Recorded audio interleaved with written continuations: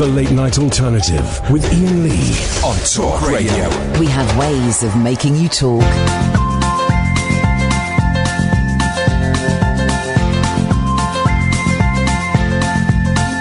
There's a voice that keeps on calling me. Down the road, it's where I'll always be. Every stop I make a new friend. Can't stay for long, just turn around and I'm gone again. Maybe tomorrow I'll wanna settle down. Until tomorrow I'll just keep moving on. Down this road that never seems to end. When new adventure lies just around the bend. So if you wanna join me for a while, just grab your hat, come travel light, that's old style. Maybe tomorrow I'll wanna settle down. Until tomorrow, the whole world is my home. So if you wanna join me for a while, just grab your hat, come travel light, that's old style. Maybe tomorrow I'll wanna settle down. Until tomorrow, I'll just keep moving on.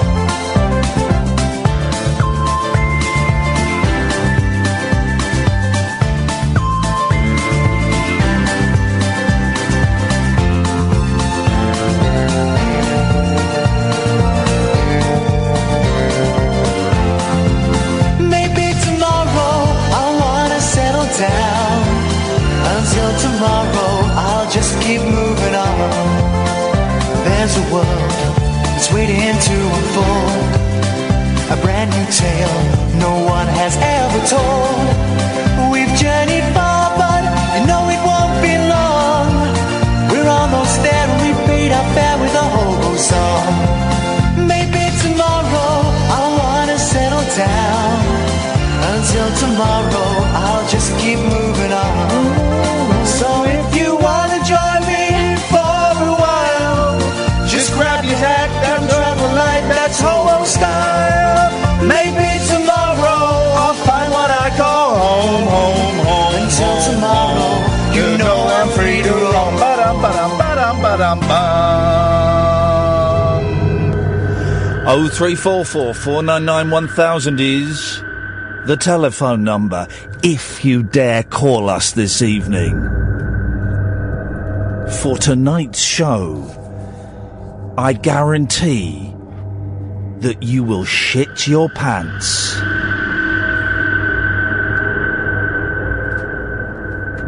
That's right, we have a very special guest with us in the studio this evening. Introduce yourself, special guest. That's you. Oh, sorry. Yes. I can't hear anything. What? I can't hear anything. That's... can you hear me talking to you, though? No. Sorry? Hello? Yes. Hello? Introduce yourself. Well, I'm David Babcock, aren't I? Special guest. David Babcock. Okay. Okay. Not plugged in. Oh, for Christ's sake. Are you plugged in now? No. No? Okay. Come on. I'm in. Okay. What? Can you hear now, special guest? Yes. So introduce yourself again. Hello, everybody. I am David Babcock. And you are a paranormal activist? Investigator. Okay, and what does that mean exactly? I investigate the paranormal. Okay. Pretty self-explanatory, but... You're down in London for a paranormal conference that's taking place this weekend. Yes. Are you speaking at it, or are you just a punter? Well, what do you think? I think you're a punter. Yes, sadly. But one day I am an aspiring gentleman. An aspiring gentleman, you say? Yes. Okay. Lots of excellent speakers there. Of course, Derek Akura will not be speaking there because he's in the Big Brother house. Thank Christ for that. There is a real beef. By the way, if you have any questions for David Babcock, 0344 499 1000 is the telephone number. We will call you back. Anything spooky? Whereabouts do you live, David? Maltby Rotherham. Okay. Maybe you've got a question about Maltby Rotherham that you'd like him to answer. 0344 499 1000. When did you first get involved with the supernatural, David? I don't think I became involved necessarily with the supernatural. I think the supernatural got involved with me. Well, that's the same. That means the same thing, doesn't it? Right. People who say that, they're just saying the same thing, but in a slightly different way, aren't they? Slightly hostile. The spirits? The spirits came to me, I'd say, a year ago. Okay. I was lying in bed, and I felt a bit of a movement. And yes, I suddenly said, "Who's there?" Because I live alone. Yeah. I said, "Who's there?" Predictable. Well, that's rude. And I was answered. Yes. And it was Bernard. Who's Bernard? Bernard Crossley. Okay. Yeah. And Bernard Crossley was my first companion. Yes. From the other side. Ever. From the other side. Oh. Do you mean sexual? Right. Bernard Crossley was your first sexual companion? Yeah. Was he? Yeah. Is that what you mean? Yeah, you've been very rude, actually. Bernard Crossley was my first companion in the spirit world. I am, of course, a virgin. But let me get this straight. In the physical world, you are a heterosexual virgin? Heterosexual do we have to talk about this? I just thought I'd... But in the spirit world, you're a homosexual... Whoa. Gadabout. I don't think being entered by spirits is the equivalent of being entered by peni. I'm not judging you, by the way.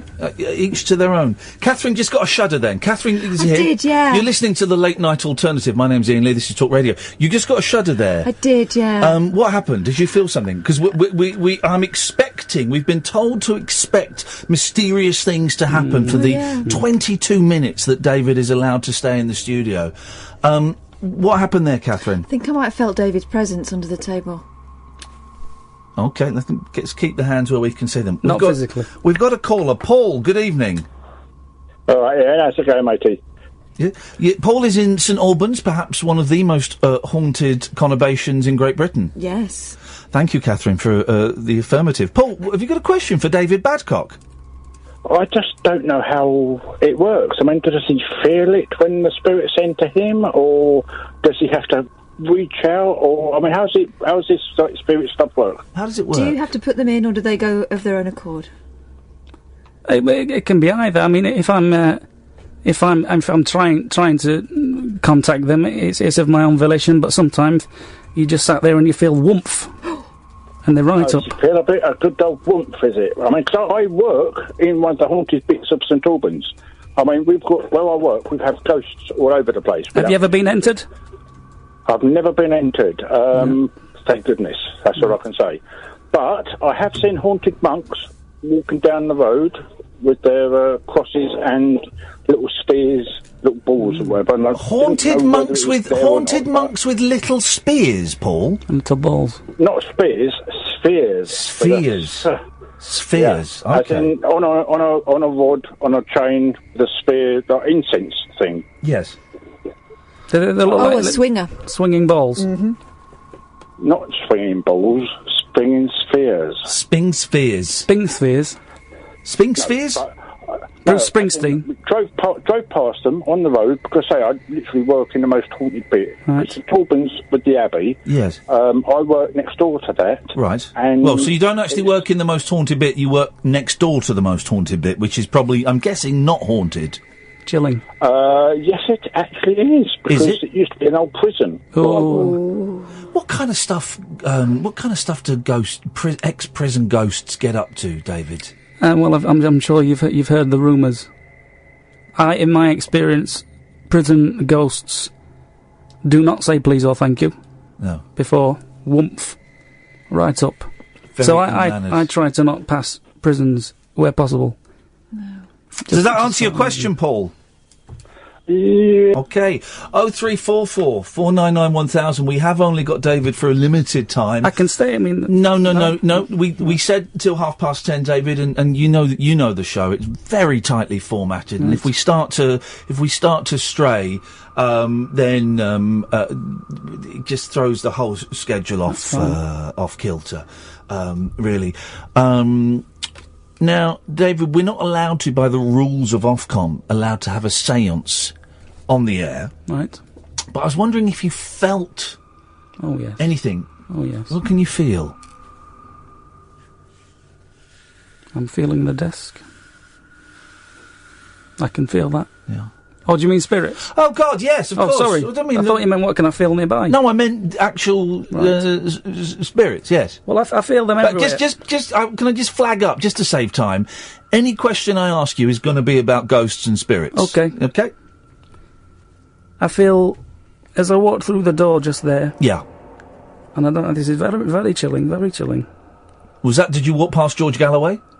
I saw him walk past me. Yeah. He was wearing a hat. That was actually George Galloway, that's not a ghost of George. Would you like me to be the cat, he said once. Oh. I felt something in that chair. You noticed that I didn't want to sit in that chair. Yeah. Because tried to get you in it, but you wouldn't have it. And don't look directly there, but there's currently someone sat in that chair right now. How far can we go with this, Ian? What do you mean? All the way. I can make contact? Please do, yes. Right. Right. Not up there. Not up there. No, I said no. No. That, get off. Right. Hello. What's your name, then? Is there anybody there? There is somebody there. Hello? Who's that? Oh, I apologise. I didn't realise. Oh, it's a caller. The jitters. You broke the spell, Tony. Thanks, Tony. It could have been the supernaturally, and you never know, do you? You never know. Tony, are you in the same room as your phone? I am in the same room as my phone. Are you on hands-free? Sorry, yeah, can you hear me better now? No, you haven't done anything different. Okay, let's have a go. Take it off hands-free. Okay, can you hear me better now? No, you haven't done anything different. You've gone off hands-free and onto my ear. Okay, well then that's the best we're going to get. You're through to David Babcock, Paranormal Investigator. What have you got for him? Very frustrating. Just a quick question. Not discrediting seeing or experiencing his certain statements or experiences. Just one question. Why dead people? Why are they ghosts? Why are they hauntings of people that existed previously? Just a little bit of his perspective on that. I don't want to be rude, but are you a flipping idiot? Did you just ask why are ghosts dead people? What a stupid question. Why are ghosts dead people? What else would they be? Stupid. Cut him off, Ian. I'm sick of that person. Do you have the knowledge that they are dead people? Well, they're not alive, are they? Well, what's saying they're people? Because they look like people, I nearly swore. So please don't swear. I won't swear. Well, you're getting angry, sir. I'm just merely asking you a question. Well, he was about to be entered and you jumped in. I was right on the tip. I've not been entered yet. Oh, it's silly. You're taking the Michael, Genuine question, sir. Genuine question. I don't mean any malice by it. I just mean these apparitions that people see. Right. What makes you think that they are people who have passed on previously? Right. Quick poll here in the studio. Ian, can you see that person? No. Kathleen, can you see that person? No. Right, I can. Ergo, ghost. Does that answer your question, Tony? Thank you, Jesus. Tony. Thank you, Tony. Thank you, Tony. 0344 499 1000. If they're all going to be like that, I'm not. Well, they will be. There is a lot of scepticism around, isn't there, about the paranormal and about ghosts, and a lot of people think that people like you do it because your day-to-day lives are just full of failure, misery, that you are pathetic, as you addressed earlier on. You're a virgin. You've got no chance of losing the big V. Right. You're unemployed. Right. You're signing on. Yep. You're one of life's losers. That nothing has ever gone right for you. Probably bullied at school, and actually one of the few instances where bullying is probably the right thing to do. You've made nothing of your life. You have very, very poor social skills. And many people could say that you're using this paranormal thing to try and give you a little bit of kudos when everything else around you is failure. What would you say to those people? Don't fear the unclear. Oh. What does that mean? It's quite literal. Don't fear the unclear. And I think that was an attack. That was an attack. And I'm not having that. And that was an attack, and that came purely out of fear. You fear the unclear. You feel that there's a presence in that chair, and I've highlighted that to you. And you've gone on the attack. Just as your temper rose, you breathed out quite heavily. Yeah, and I smelt beer. And I was wondering if you've been drinking this evening, because it's a very strange vibe. You've got to ask yourself this, Ian. I come all the way to London for a conference. Yes. Air commas. Very strange air commas. Okay, that's it. Yep. You've got to ask yourself, did I actually come down to meet my two best friends for a coffee, who just last night when I was on the phone to them, said that they would be A, in Spain, B, having their hair done. I did get my hair done. It looks very nice. Hang on a minute, are you talking about us? Because we're not friends. You've invited me. We're not friends, and you said best friends. You are my best friend. I ring you every night. Are we not? Quite sad.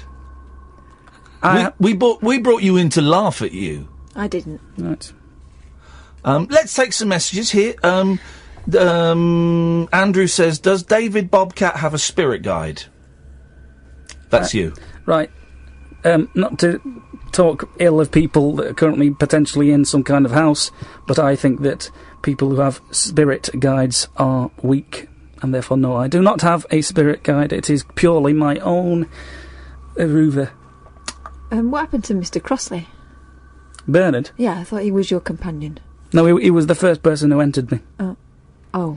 It was a one-night thing. Matt says on the texts, does Mr. Babcock have any advice for a frequent succubus visitation? My girlfriend isn't buying it. Depending on the symptoms, I mean, if it is becoming a problem, I mean, succubi are quite nasty. They are evil spirits, and if their succubi is entering without permission, you heard me when I was talking to the person in the chair. I was very forthwith, and they're trying to get up there, and I said, no, I'm not having that. Get out. So you've got to be strict with the jabronis. Let's go 0344 499 1000. You've got another 10 minutes of this, and then we're booting him out. Duncan on Twitter said, this bad penis fella, I thought he was a character created by you and Kath to boost ratings. Gosh. Well, that's very insulting. I mean, that's more insulting than the tirade that Ian went on a while ago. I'm real. Michelle says, ask him if he ever sees the cavemen ghosts, or are the Victorians hogging it all? Do I live in a cave? Oh, you're right. If I lived in a cave, I'd see cavemen ghosts coming in and out every afternoon.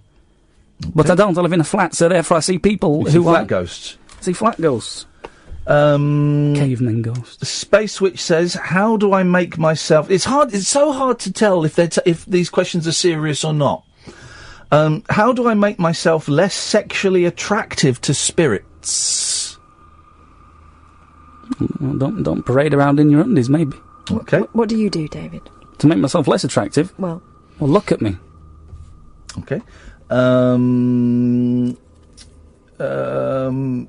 Matthew says, can I ask David if wet dreams are just the aftermath of a night visit from a ghost? Well, it's a good question. Wet dreams is semen that comes out of your penis. It's got nothing to do with paranormal investigation. Okay, that's that cleared up, or not, as the case may be. Ray's on the line. Good evening, Ray. Getting a bit tired of this now. Good evening. Yes, Ray, you're through to David Babcock. What would you like to say or ask? Don't take the pee. All right, calm down. Charlatan. Sorry? What? The charlatan, David Babcock. Hey! You back down. Where do you live? I'm coming to find you. Back down. Oh, I'm sorry. Flower, Hang what's your name? on a second, David. Ray, Charlatan. what do you know David personally? No. Right. No, I don't know. Don't throw stones on your neighbour's face. Just calm down, I mean, please. that'll be the Please calm down. We can't have jabronis. my guests threatening to beat up callers. That really would be an Ofcom. It's not funny. Ray, why do you think that David's a charlatan, man? Well, what I don't understand is how he says that the half-wit that's in the Big Brother house at the moment is Johnson and not very good at what he does. Can we just be clear a second which half-wit you're referring to, because there are a few in there? Yeah. Paul Danan? Dekakora, whatever you want to call him. Yeah, Dekakora. Yeah, right. Do you want to know why he's, in my words, well, can I call him a charlatan? No. Right. Ray, so I just don't understand why you think that David is a charlatan. What's he done or not done? Well, in the last 10 minutes, claiming to see a ghost in a chair a couple of feet away from you two. So, just say that again, Ray, because your phone's crap. Claiming to see a ghost in a chair a few feet away from you two. It could happen. Well, he makes a good point, David. Maybe you are a charlatan. I thought you meant I made a good point. No, Ray made a good point. I am not a charlatan. Describe the ghost, then, that you apparently can see. It's a bit embarrassing. Go on. Well, because she's in her undies. Oh. Now, he couldn't have made that up, Ray, could he? Just Why would I? Why would I? Did he say she? Because a minute ago he said it was a he. Well, it's hard to tell under these lights. Could be a trans ghost, I don't know. Listen, you wise guy. Stop taking the Michael out of me. And go and make a cup of tea and a biscuit and have an early night. Get lost, Ray. Get lost. Andre, you're through to David Babcock. Oh, Jesus. Hi, all right. Yeah, what would you like to say to David? Yes. Yeah, are you the spirit man? Of course I am. Who else could I be? Why have you been listening? Yeah, I have. I've been out tonight, yeah. Oh, that makes a change. I've been listening for that half hour, yeah, quarter of an hour. Right. And I found myself, while I was out, very attracted to spirits.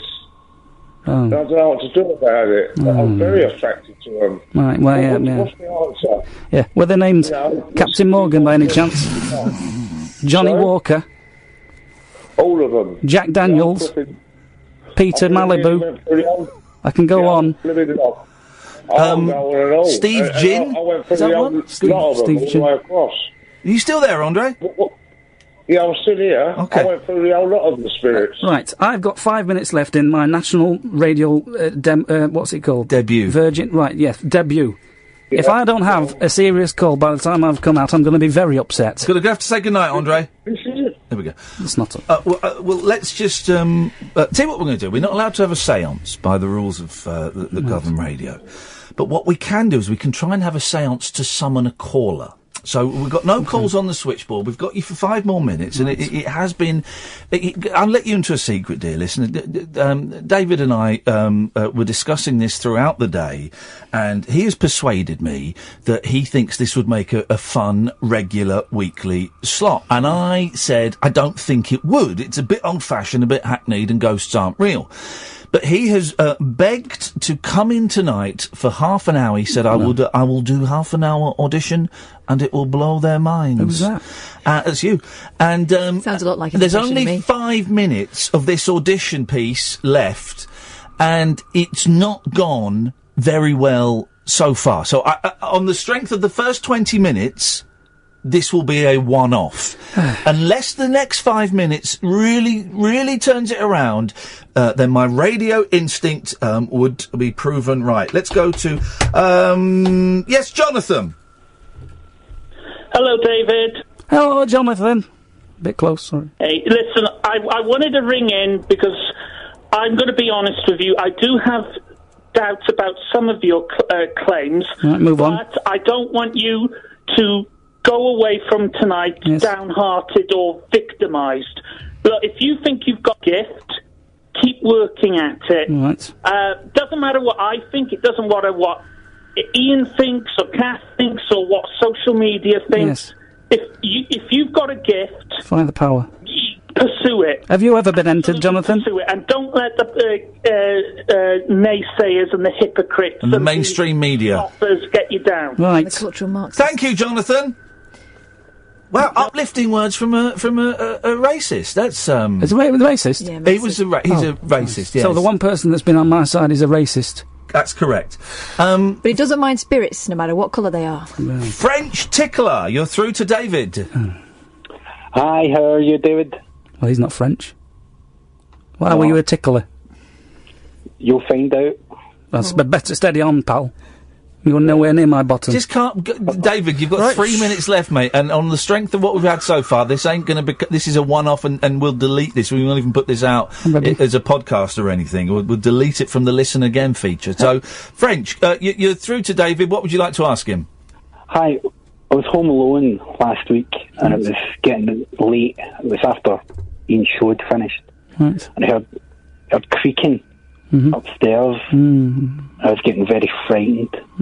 I went. I was going to investigate, and there was groaning as I was getting closer. I was getting frightened even more. I opened the door, and I found my mum being burned. Oh, go away! God. Go away! I was with him. What a step of the way. Apologies to anyone that may have been offended by that. Let's try this. Mark! 3 minutes. 2. Oh, hello. Hello, Mark. You're through to David. All right. Listen, I don't want to disappoint David, but I think there is no such thing as ghosts. Shut up. But, no, listen, you haven't heard me. Just listen, there David. There are spirits out there which are Can't even talk. Doug, just let him... David, Well, he's a please. jabroni. We've listened to you. Give him a bit of respect, all right? He's nervous. Sorry, Mark. You're talking about demonic spirits. Yeah, we're going to say there are demonic... Succubi. Demonic spirits. That's it.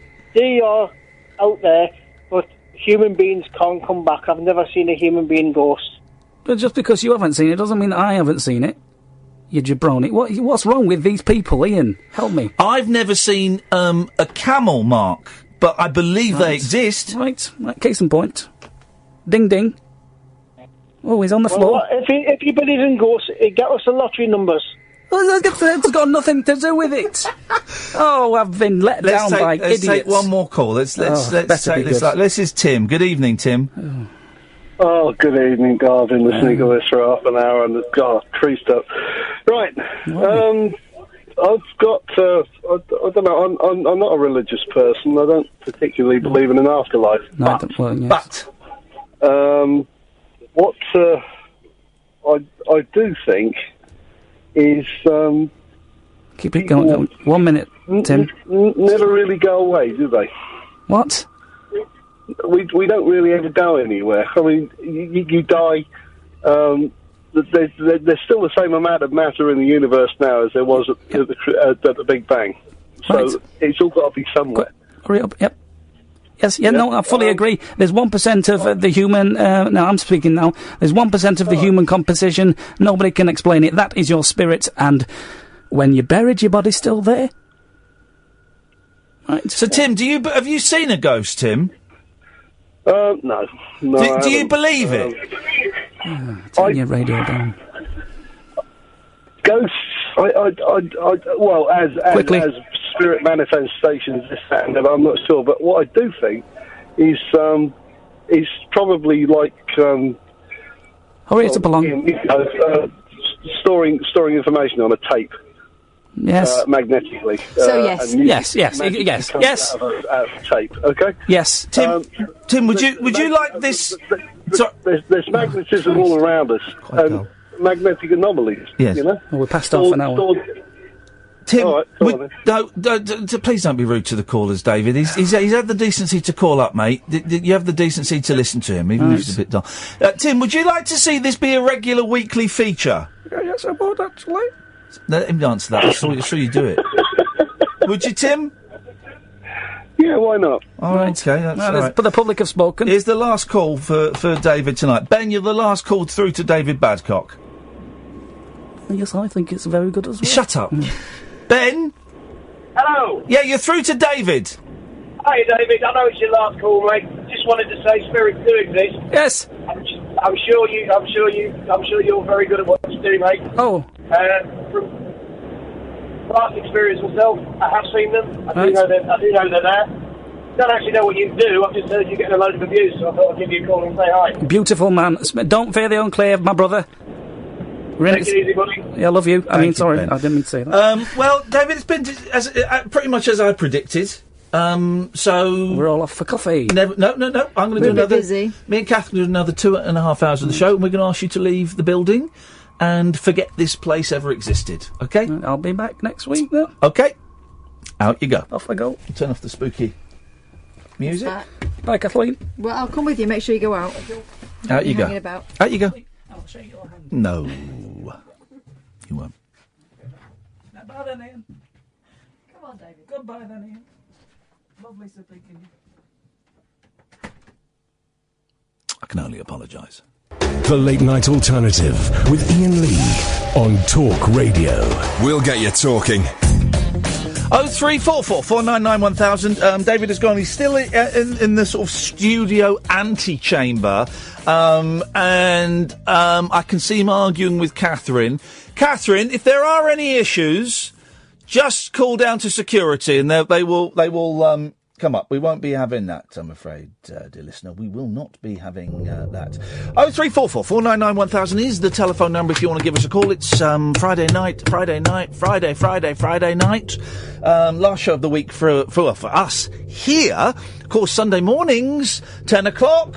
On Virgin Radio, there's a new phone-in show in town. It's hosted by me, TV's Iain Lee. Good evening. 0344 499 1000 is the telephone number if you want to give us a call. Also, it's Kath's last show as a 49-year-old. At midnight, she turns 50. So that's something.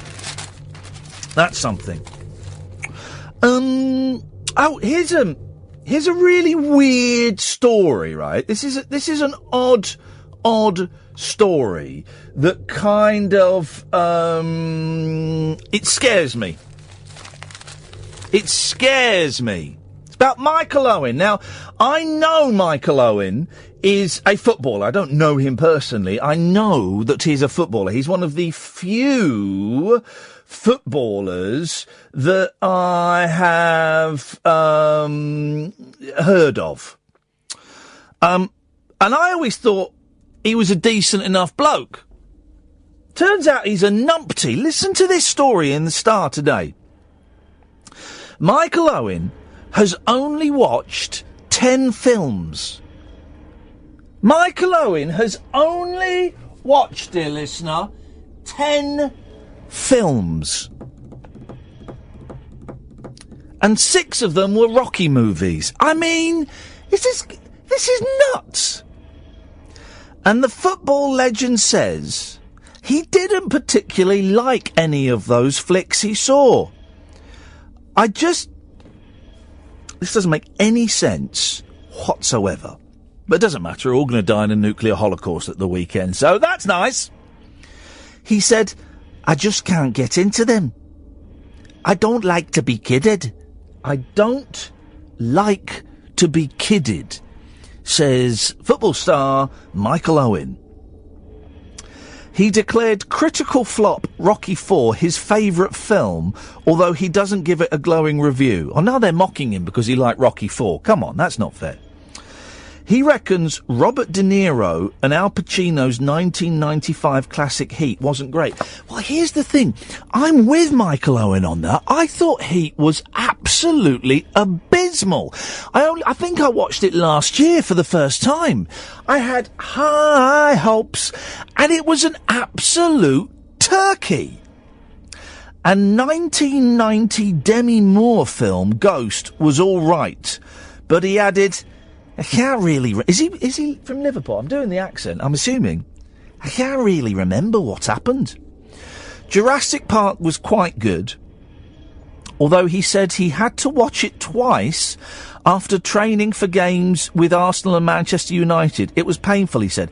So he's seen 10 films, and one of those films he's watched twice. Can we find... This is a long shot, right? Because I know you lot. I know you are a very intelligent, articulate, artistic group of people, right? Can we find anybody that's seen less than... here's what we'll do. Can we find anybody who's done anything less than 10 times? That's kind of vague. It's as broad a brushstroke as we need. 0344 499 1000. Maybe you've seen less than 10 films. Maybe you've listened to less than 10 albums. I've certainly driven into work on my scooter less than 10 times. I did it today. It's fun driving into work on my scooter. It's not very fun driving home from work on my scooter. I'll tell you why. It's dark and it's really, really cold. So that bit is not much fun at all. If you've done anything 10 times or less, literally anything, call me now, 0344 499 1000. His worst film experience... Now, I haven't seen this film, but I've heard it's quite good. His worst film experience was watching Cool Runnings, about the Jamaican Olympic bobsleigh team with his future wife, Louise, when he was 17. Michael said, I went along with it to try to impress her. He watched Cool Runnings to try to impress a chick? As soon as she pressed play, I was in hell. Is there anybody else out there? By the way, if new listeners, we've got loads of new listeners this week. It's a phone-in show unlike any other phone-in show in that I'm going to go through the papers, I'm going to talk some bits and pieces. You can call in about anything you want, right? Absolutely anything you want. But is there anybody else who doesn't like films as much as Michael Owen doesn't like films? 0344 499 1000. This is the Late Night Alternative on Talk Radio. My name is Iain Lee. The radio show for people who know the best part of the day is the night. The Late Night Alternative with Iain Lee on Talk Radio. We'll get you talking. Catherine's back. Has he gone? Yeah. What happened downstairs? There was a lot of. I saw you through there, actually doing the pointy finger thing at him. What was that about? I haven't seen that for years. Well, let's just say he was a bit inappropriate. He wanted that to be a feature. He phoned me, honestly, he was tweeting me, and I made the mistake. It's the second idiot I've given my phone number to this week, right? And so he phoned me up, and he was... I didn't want to say it while he was here. David Babcock was here. He was in tears on the phone saying, you've got to... This is my big chance. You've got to let me come on. This will be a great feature, an hour every Friday. I said, all right, dude, look, I'm not going to give you an hour tonight. You can come in for half an hour, and we'll play it by ear. And it went as badly as I expected. The thing is, he thought that by you saying not every week, that you meant more frequently, right? Not at all. I mean, he's just hearing what he wants to hear. Do you know what I mean? It's amazing he can get the spirits through. This can I read this Michael Owen story to you? Because you missed it. I've just done it, but I'm going to read it again because I think it warrants a second reading. If we read it 8 more times after that, it'll be equal to the amount of films he's seen. Michael Owen has only watched 10 films and 6 were Rocky movies. What? And the football legend says he didn't particularly like any of the flicks he saw. I just can't get into them, he said. And here's his reason why he doesn't like films. I don't like to be kidded. Wow. I guess by that he means he doesn't like stories to be told to him. Could he not watch a documentary if he's into factual? Of the Sylvester Stallone Rocky blockbusters, Owen said the Oscar-winning original was rubbish. He declared critical flop Rocky IV his favourite film. It's a good film, that. Which one's that? That's the one... Is that the one... That's the one with the Russian... Oh, yeah. It's a good movie, that. It's got a good training session. He reckons Robert De Niro and Al Pacino's 1995 classic Heat wasn't great. I'd agree with him on that. Jurassic Park was quite good, although he said he had to watch it twice. It was painful. His worst film experience was watching Cool Runnings about the Jamaican Olympic bobsleigh team with his future wife Louise when he was 17. Michael said, I went along with it to try to impress her. As soon as she pressed play, I was in hell.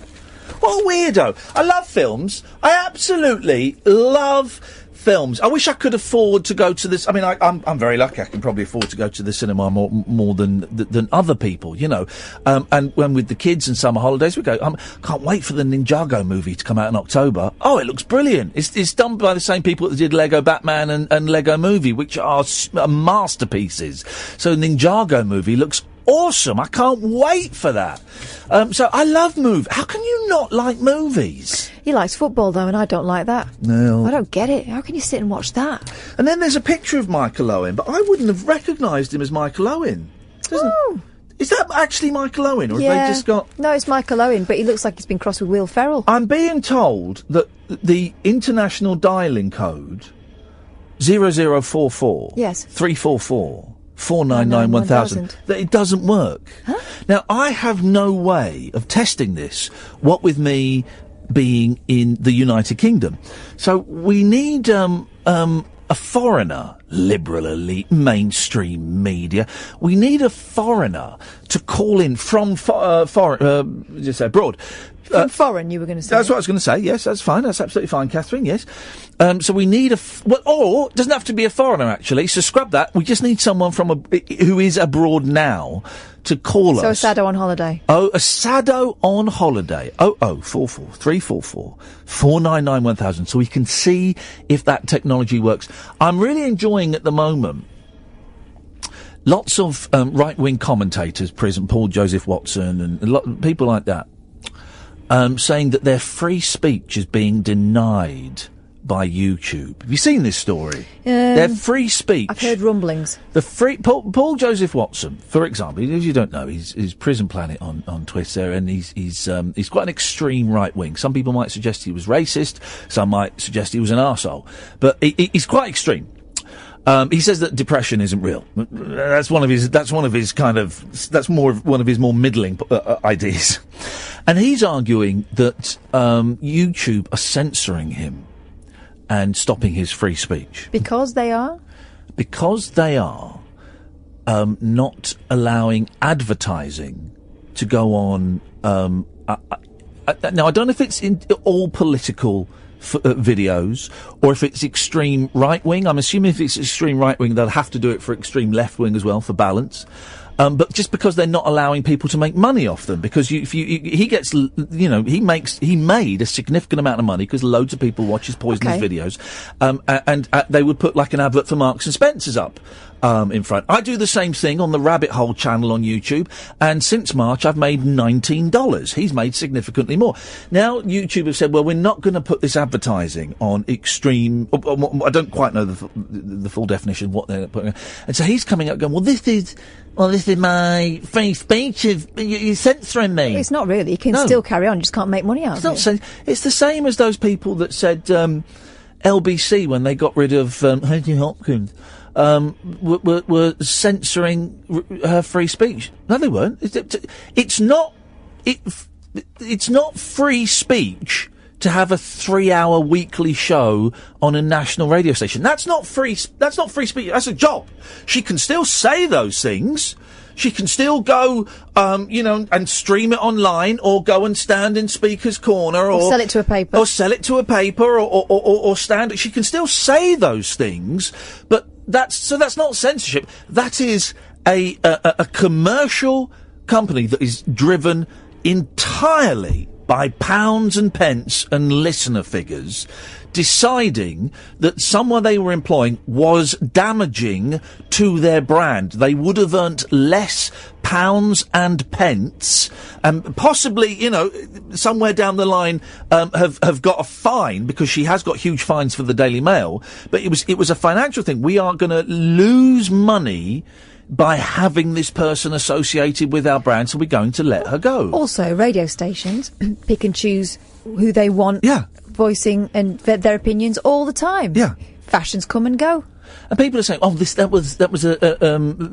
means the far right have lost their free speech, and now Owen Jones is going on there and it's filling in for someone on LBC. So it just shows they're namby-pamby mainstream media left-wing liberals. I wouldn't call LBC a left-wing station. I would say it's pretty well balanced, actually, at the moment. It's pretty well balanced. If you go through the schedule, I think they've got they've managed to straddle that line of having quite outspoken right-wing commentators, Nick Ferrari, Nigel Farage, Ian Dale to a certain extent. He's, it was a great listen, but he's got an oil portrait of Thatcher above his dining table. and the left-wing James O'Brien, the slightly more centre Sheila Fogarty, and Clive Bull, who doesn't really go there. I think it's that they've managed to get a pretty good balance. Talk Radio has got it's probably more liberal leaning, I suppose. You've got Julia Hartley-Brewer on the sort of the right and slightly not extreme right, but heading towards the extreme right. I mean, I'm kind of a liberal mainstream media, but we don't really go there that much. Sam is sort of centre left, and who knows what John Holmes is. I mean, that doesn't really come into it, does it? James Whale. James fluctuates, I can never work him out. I can never work him out where he is. Let's go to Marty. Hi, Ian. Hi, Kath. How are you guys? Hey, Marty. You are abroad. I am abroad. Are you in Canada at the moment? I am. I'm in Vancouver. What number did you dial to gain access to this? The regular plus 44 number. So now, but plus is 00, isn't it? Yeah. So I don't know. I call from Skype normally when I call you or I call James and Ash, and just on my keypad I just dial the plus number and then do plus 44. You've got a plus on yours. Yeah, normally you hold down the 0. Oh, yes. Oh, yes. You have an iPhone? Yes, I do. It's an iPhone 3. Yeah. I'm bang up to date. Oh, iPhone 3. Well, it still does it on the iPhone 3. Just hold down the 0. How's things going, Marty? How was your trip? It was very good, thanks, Ian. It was... time went a bit too quick. Yeah. It was really hard to leave Germany when I was seeing my son. It's always very difficult to leave. I bet. I'm actually thinking of moving back next year. I've got my citizenship here all sorted out now, but I've just got a few things planned for the rest of this year. Going to go and see Roger Waters and Guns N' Roses, and my dad's coming on holiday. You're going to see some crap bands.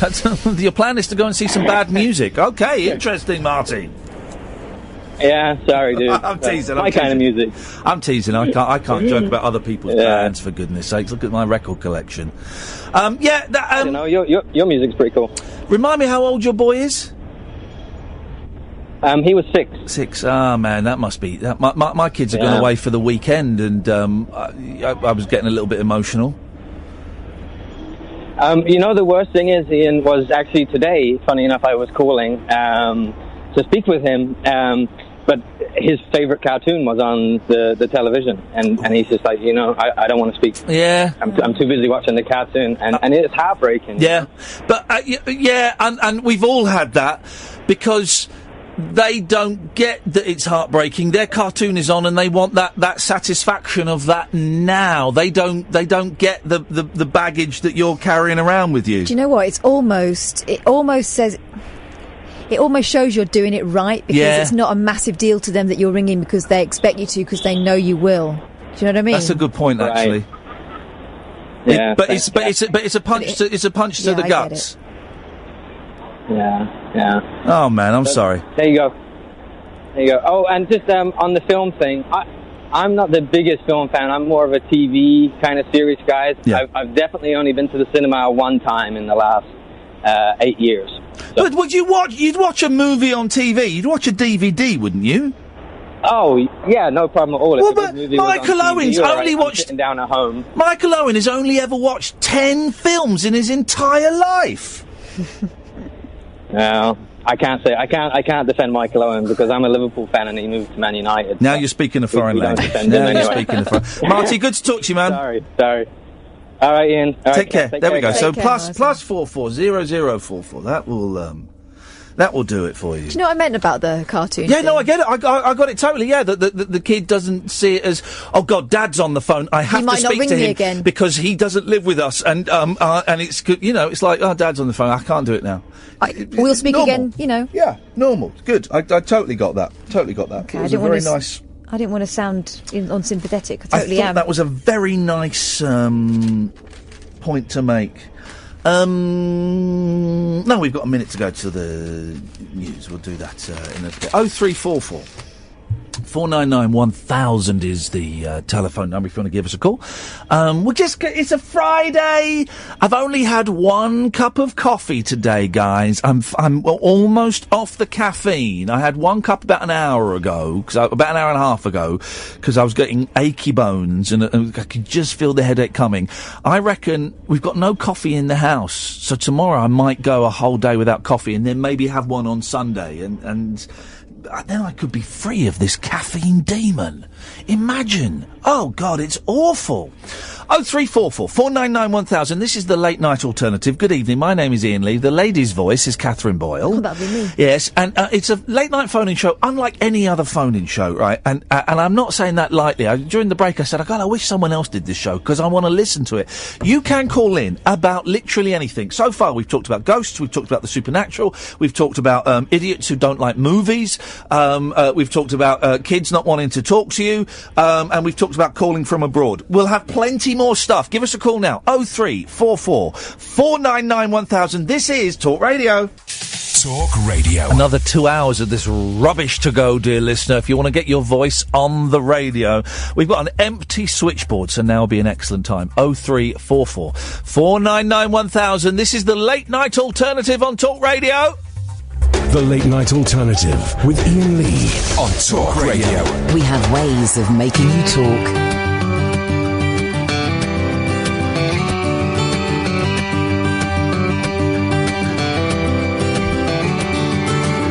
Another turning point, a fork stuck in the road. Time grabs you by the wrist, directs you where to go.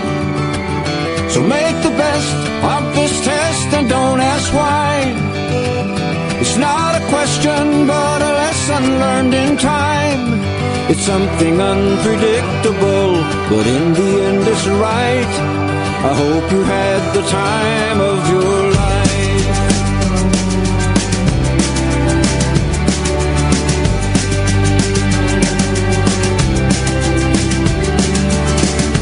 Take the photographs and still frames in your mind.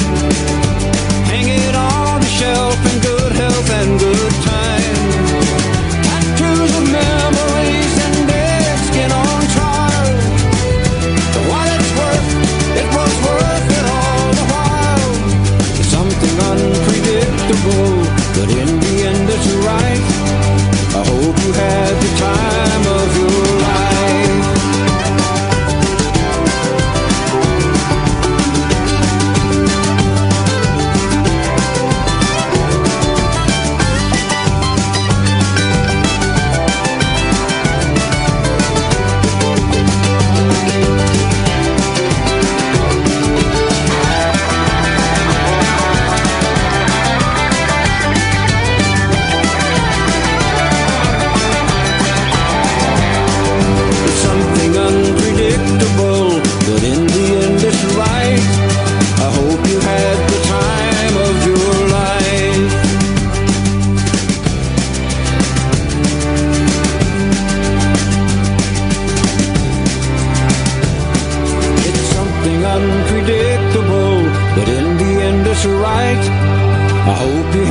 Time of your life.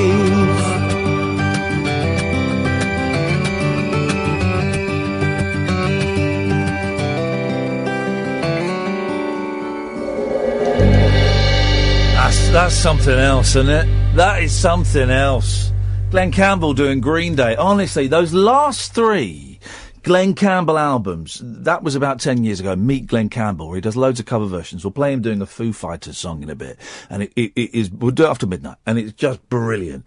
So there's Meet Glenn Campbell. Then there's, what was the next one? Ghost on the Canvas. I'll be your ghost on the canvas. Oh my God. Wonderful. And the last one, Adios. I mean, just like Johnny Cash did. Johnny Cash in the 80s and 90s turned out a load of old crap. I mean, really lousy, lame, contractual records. And as the end was coming, Rick Rubin got with him and said, Johnny, I think we can do something. And they recorded hundreds of songs. There's 4 albums they released, the American music albums, and then there's also a limited edition box set, which I've got, which has got loads of outtakes and stuff. And I think he started it before June Carter Cash died. But then when she died, he just threw himself into it, and every day he was in the studio with like 10 more songs. That version of Hurt you cannot listen to without crying, flipping it. Oh, have you seen the video for that? Yeah. Oy, that and Your Own Personal Jesus. Oh, I know, yeah.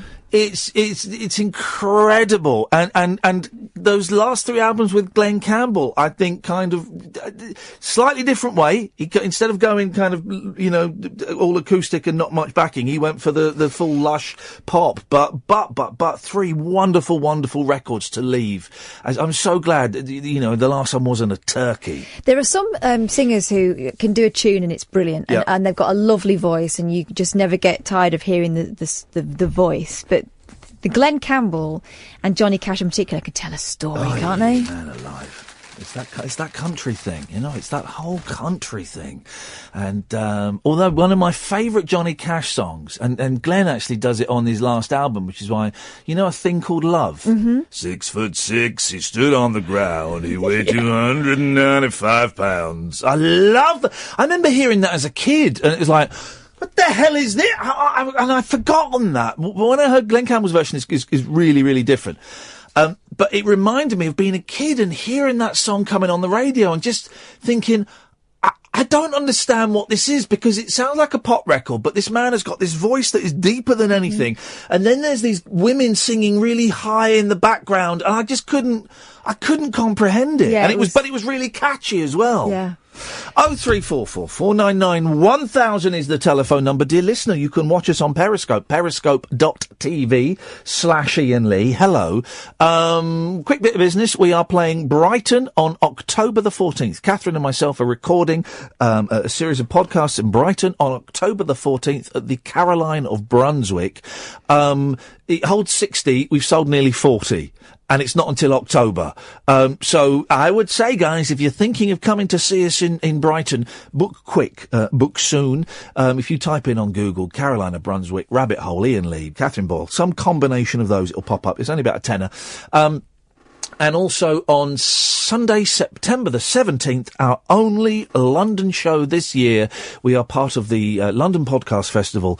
We will be recording a few podcasts. So it's like I'm not quite sure how long we'll get there. What it usually is, it's normally like a 2-hour show with an interval in the middle. So we do an hour interval, we come back and do an hour. It might be a little bit less at the London Podcast Festival. But September the 17th, we are the biggest selling show there so far, but there are plenty of tickets because it's a big old room. So if you want to come to that, it makes things slightly better for us if you book tickets earlier. I'm just going to put that out there. But we're at King's Place. So if you type in King's Place, Rabbit Hole, Iain Lee, Catherine Boyle, a combination of that, then you'll get tickets. Or you can go to our website, therabbitholeshow.com, therabbitholeshow.com, click on events, and most of the gigs are up there, and you can then follow links to go and buy those tickets. Good evening, Dom. Mr. Lee. Mr. Dom. Posh Spice. Yo. Now, let's explain that, right?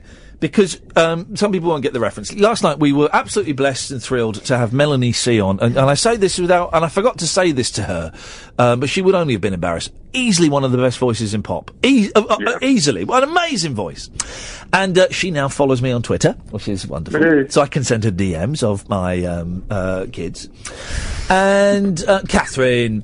Catherine tweeted a picture of her. You were in a Spice. You did for one night only. You were a Spice Girl. More than one night. Oh, was it? Did you do it professionally? No, we did it a few times. But that night we went out to a club in Nottingham. I was about 19, 20, and we went out. I was at university, probably my first year. We went out to a club dressed as the Spice Girls. Yeah. I actually got scouted by a Spice Girls cover band that night. Wowzers. Yeah, nice and spicy. But I couldn't make it. That's a flavour of knick-knack. I think they may have copied the band. Unfortunately, I couldn't join them because I was studying at university and my dad would have killed me. But I did flirt with the idea mentally for a while. Of being Posh Spice. Just on a weekend. Wowzers. Would have been a laugh, wouldn't it? Would have been a laugh. I'd love to be in a tribute band. Hilarious. Great fun. We're taking the boys to see Wannabe, the Spice Girls. Awesome. At the, is it the Reading Hexagon? No, it's not. It's at the Wickham Swan. That's where it is. We're going to take them to see them at the Wickham Swan. What is it? Is it the musical of the Spice Girls music? No, it's a tribute act All doing right. a concert. £25 a ticket, though. For faux Spice Girls. I mean, that's a little bit, but I don't know. Have a word with Melanie. See, she'll probably do it for 50 quid. All in. Dom, what have you got for us this evening, boss? I don't like it in no man's land. It's lonely. Will you take me back, sweetheart? Sorry? Will you take me back? Okay, hang on a second. Oh, you want to be in the gang? Yeah, please. No. That'd be good. I haven't got the sheet of paper with the thing. For those who don't know, we got gangs. Hip Hip Hip, the Hip Hip Hip Squad, and the Yo Yo Yo Tossers. Oi! And Dom got booted out because just like Gordon Brown when he had a microphone strapped on him and he called that woman a horrible old racist. Dom's phone was up and he I think he called me an effing bee and a tit. Yes. So he was ejected from the Hip Hip Hip Squad. And I don't take no rejects. So Dom is now just floating alone in space where no one can hear him scream. I don't want to bum rush the show with yo-yo-yos. I'm a hip hip hip all the way. You're not coming in anyway. You're not coming in mine, mate. Come on, out of all the you're like my favourite presenter. Yeah, well. Shouldn't have sworn at him, should you? Other presenters actually follow me on Twitter. You're my least favourite caller after Alan Caddick, Nigel from Maidstone, and rather upbeat and giving good careers advice, racist Jonathan. Yes, I'll be Gatford, though. And Gatford. Thanks for calling, Dom. 034. That's how dull Gatford is. I forgot about him. You've got to be careful with Dom because he does Ian Lee quotes. He's going to go rogue. He's been putting all kinds of things out there. Ian Lee quotes. 9th of November. I hate all Jews. That's what he's going to do, isn't it? Start getting you stitched up. If you want to join the Hip Hip Hip Squad or the Yo Yo Yo Tossers, 0344 499 1000 is the. I don't make up the names. I'm really excited because they're going to install CCTV cameras in all slaughterhouses. What channel will this be on? Oy. What? Come on. What channel will this be on? Why are they doing that? So that people don't do even more unspeakable things than killing them? So people aren't doing that. So, I'd watch that. I'd watch that. CCTV is to be mandatory in slaughterhouses under government plans to safeguard animal welfare and reassure consumers. But, no one... Are they actually going to do it? And then who's going to watch it to see if it's being done properly? The slaughtermaster. The slaughtermaster. Why do we allow, kosher and halal? Why do we allow them not to stun them before they slip? Because I don't get it. And you know, listen, I was a vegetarian for a long time, 26 years. I've been eating meat, I don't know, maybe 4 years now. And I'm still very uncomfortable with the ethics of killing animals for food. Hey, you guys have tuned in for a fun laugh. Don't worry, we'll go there in a bit.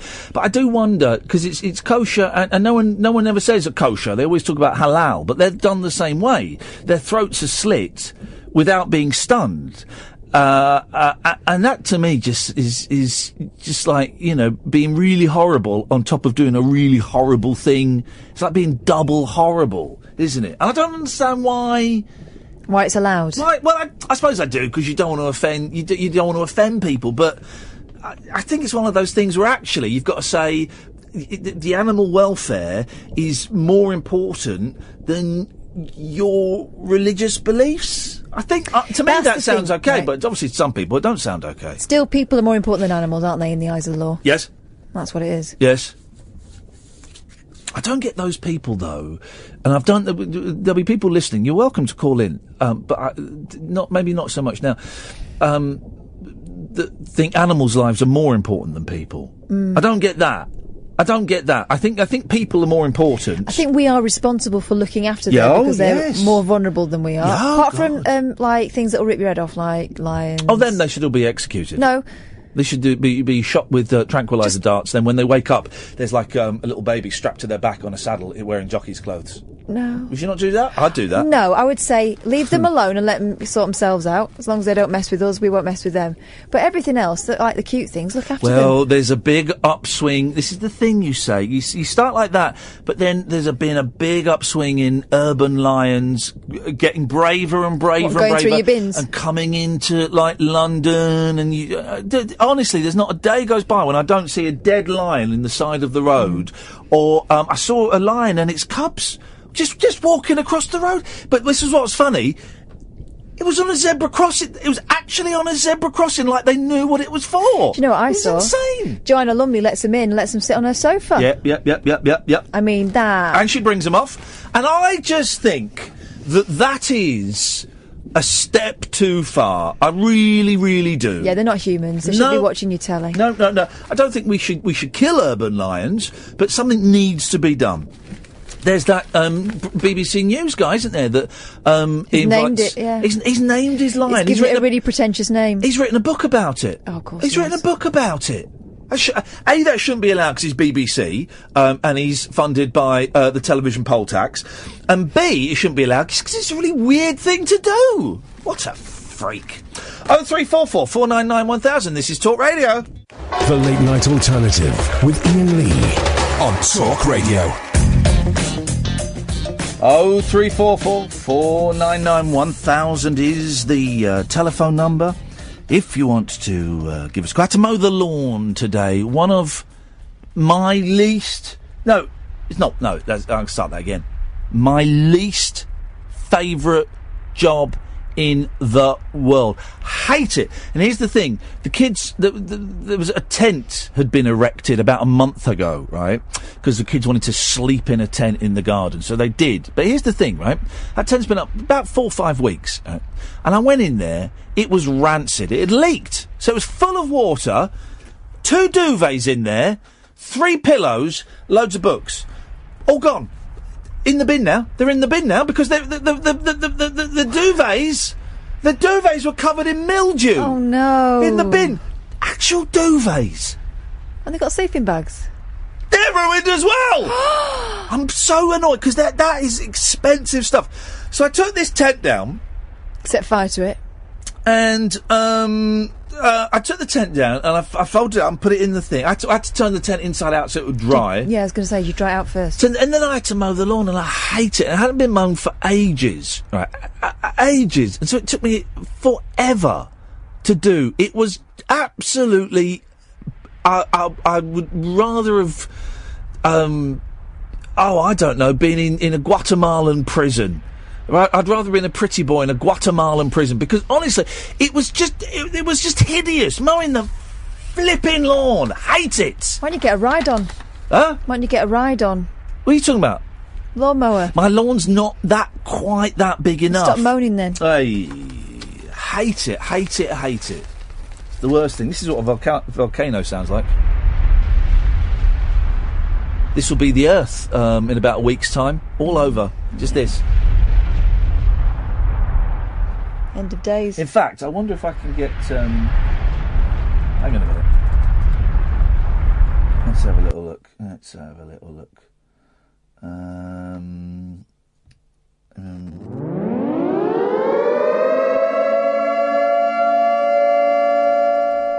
that for the next 10 minutes. For a while, I was told... Back in the 90s, when I was a student, one of the conversations we had late night was about, apparently, if the world's about to end, you get a phone call from Joanna Lumley. Sorry? Yeah. Well, hang on a minute. What you just said there makes no sense. Yeah. Where did you hear this? In a pub. She phones up everybody in the world? It's a recorded message. Oh. It's like I don't want to worry you, but the world's about to end. you've taken 5 second warning or whatever. I don't really like Joanna Lumley. I've not fallen for it. No, I've really? not fallen for it. Partly because of the Garden Bridge, but partly I've just not fallen for it. No. Really, I've never been taken in by chance. So if she phoned me up as the world was about to end, and you're saying it's about to end, is it nuclear or is it disaster? Is it like 2012? The scenario we painted was the nuclear one, yes. So. She phoned you up. Can we get a copy of that? Hang on a minute. I'm not entirely sure it's real, but yeah. Hang on a minute. What do I type in? I don't Joanna know, 5 minute warning or something. Lumley death call. Death call. I don't think that might have been put on YouTube. Joanna Lumley, last phone call. 5 minute warning. Yeah. You might get Well, it's a 4 minute warning. I don't know, 4 minute then. Why not 5? I mean, it's pointless giving you a warning at all, really. What are you going to do? They've just got the brilliant song 4 Minute Warning by Mark Owen. Let's go to Craig. Good evening, Craig. Evening, Ian. Evening, Kath. Hello. Does she do it as Patsy? The lovely interview. Hello, darling. Sweetie, darling. That'd be cool. I haven't cut my grass this year yet. Oh, you sound very proud of it. I bet your neighbours hate you. It's like the field of wheat. The wheat? Like a field of wheat. Oh God! It's just I hate cutting the grass. I would have it all taken out and covered with that stuff that they use on grocers' market barrows. AstroTurf. Yes, or I would have it paved. I've got neighbours further along, not quite next door to me, and they've got AstroTurf instead of grass. And Beautiful. when it's raining, it smells like glue. Oh, I love it. You've got to power wash the bird poo off. Yeah. Yeah. To hoover it. You do? I would be up for that. What was it? There was someone. What was I watching ages ago? Someone had a garden inside their house, but she was. I'm sure it was an actress, and she'd been in like Brookside. This is what I remember. Someone listening will know what I'm talking about. I watched a programme about a year ago, and it was about gardens, and one of them was a woman who was in Brookside, and she had a garden inside her house. 0344 499 1000. What the hell am I talking about? Because I couldn't have dreamt something like that, Craig. Sorry, dreams, they're crazy. Sorry? Dreams are crazy. Yes, but we're not talking about dreams. You could have dreamt it. Well, no, I didn't. I saw it on the telly box. I don't know. I'm not up with. Did you say who was it? Have you been sniffing glue, man? What the hell is wrong with you? You're like a babbling idiot tonight. Yeah, well, you're safe with me. I'm not going to shiv you. He's not going to shiv me? Gosh. Yeah. Why is everyone saying they're not going to hurt me in a way that implies they're going to hurt me? We had Billy last night. We got Craigie tonight. What the hell is going on, guys? I think this week has been the best week of your show ever. But that's because you've been sniffing glue and threatening planning to shiv me. Mel C is my favourite ever, so having her on was like... Okay, I'm going to cut you off now, Craig, because I've got no idea what he's talking about. Whatsoever. What's this? Hang on a minute. Oh, brilliant clip. I retweeted this. The clip I showed you yesterday of this is brilliant. If you've not seen it, man, it's so funny. It's a bloke doing... It's at horse racing, and it's a bloke doing a piece to camera. So he's stood there with his microphone, and you can see the thing in the background. It's such a good clip. A live TV broadcast turns into an hilarious viral video as a boy having a tantrum runs into shot, only to be caught and pulled away by an older girl. So it's not. That's not quite what happens. In the background of the shot, over the guy's shoulder, you see this girl who looks about, let's say, 10, 12, and a brother who looks about 5, and he sort of does something. Then he falls over. And she sort of stands there for a minute and then grabs his foot and drags him out of the shot. It is wonderful. Absolutely wonderful. Presenter Jim Delahunt was reporting on horse racing when the young lad appeared in the frame. He's quickly followed by the girl who tries to grab him back by his coat collar, but he throws himself to the ground, so the girl snatches the boy by his ankle and drags him off. The boy is even seen clutching at the grass in a final act of defiance. Delahunt, meanwhile, continues with his report from Hamilton, South Lanark's, blissfully unaware of what appeared to be a family row. A social media post by @BarkerJim, that's the one I saw, has been shared nearly 4,000 times. He commented, I won't do the accent, Scottish parenting, don't show me up, you wee bastard. Even Delahunt has seen the funny side of the clip, sharing it with his 31,000 Twitter followers. Reacting to the footage, Tom Bridge posted, bets on when some bleeding heart liberal will scream for an investigation into the Cirques. Sorry, what? Why did they make it an anti... Listening, it's political. It's a funny clip of a sister dragging a boy along in the back. It's funny. What are you doing that for? Don't turn it into a thing. 0344 499 1000 is the telephone number. Some good guests next week. When you're off next week, next 2 weeks. Yeah. I was umming and ahhing about coming in next week, but then taking the week after off. And I just don't know if I can be bothered to take the week off. I don't know. And I'm leaving it really late, and my bosses might say no. They're generally quite good at my last minute. I can't come in, please. But I'm toying with the idea of taking that week off. I'd like a week off, but also I like doing this job, and I like earning money. And I'm thinking of maybe I need to get a bigger car because my kids are so huge now. Boys get big as well, don't they? Boys' feet get big first. Oh, for goodness sakes. Massive feet.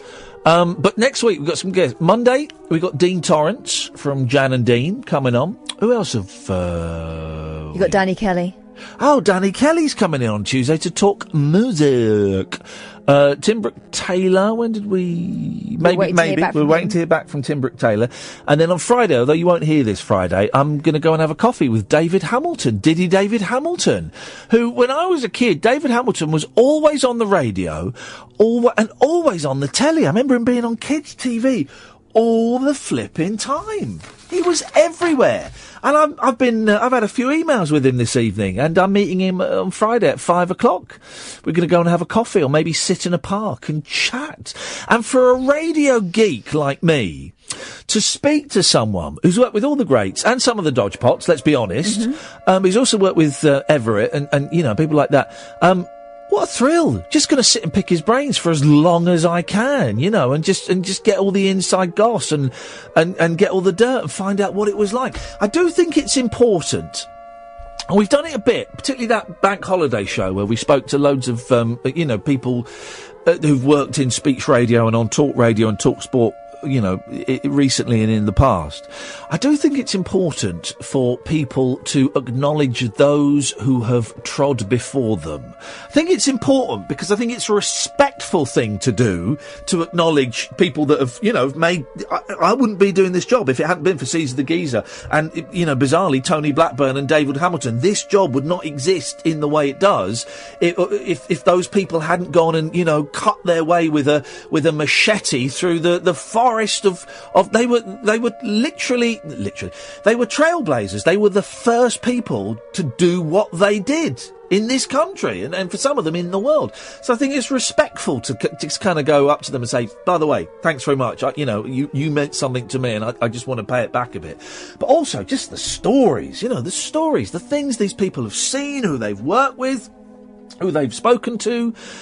So that's happening next week, and I'm very, very excited about it. I'm going to have a little brainstorm tomorrow and come up with a load more guest ideas as well. 0344 499 1000 is the telephone number if you want to give us a call. This is the Late Night Alternative with me, Iain Lee, on Talk Radio. The wild man of late night radio. The Late Night Alternative with Iain Lee on Talk Radio.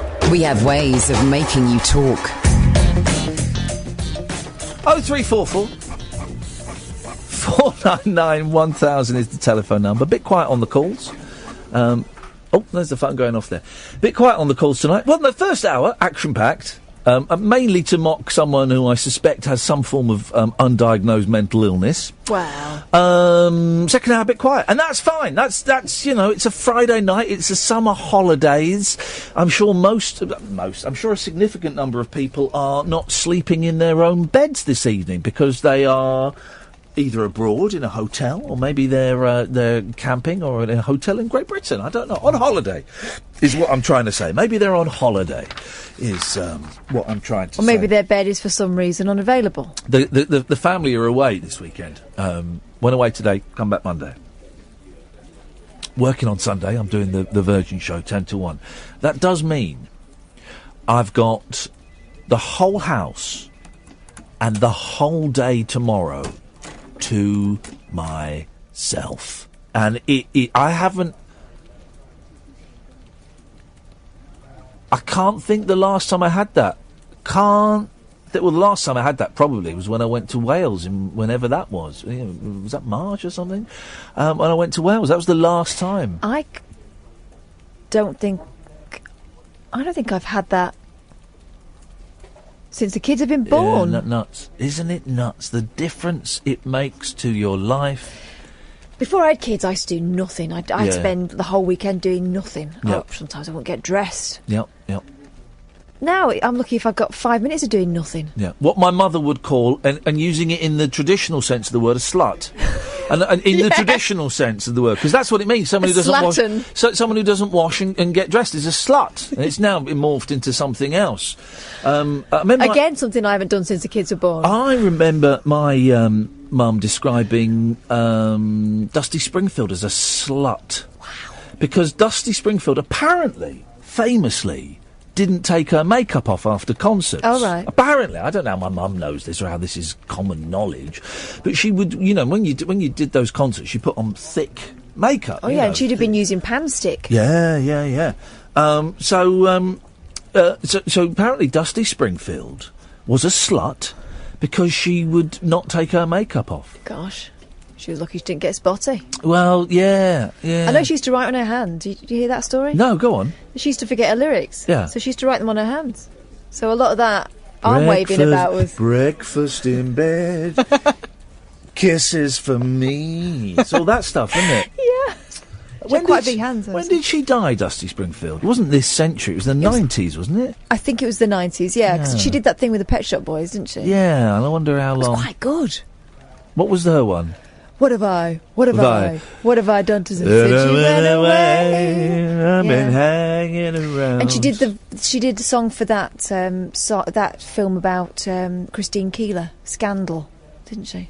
Wasn't that the Pet Shop Boys as well? I think she might have done something. Yeah. Or was that the Eurythmics? I don't know. It was electro pop. So tomorrow I'm gonna get up. I'm gonna take the dog for a nice long old walk. Get her worn out. So she's hello. Some photocopying. There we go. So then I'm just going to watch a film. I don't know what's going on tomorrow for me. Oh, it's your birthday. 25 minutes, you will be 40. No, not until 2 minutes to 7 tomorrow night. For goodness sakes. Evening, Pablo. Hip, hip, hip. Hip, hip, hip, Pablo. Nice to have you on board. What have you got for us tonight? Well, no, I don't know if it's something that's a common occurrence in other people, but have you ever injured yourself through laziness? Through what? Laziness.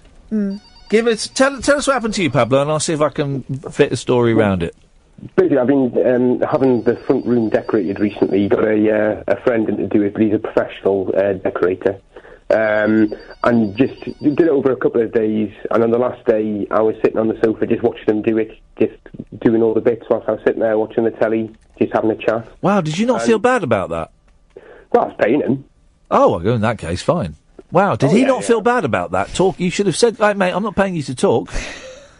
Yeah, don't bother me. I'm paying. No, yeah, but it was all good. But then basically finished up, did a cracking job, tidied up, all that sort of stuff, went away.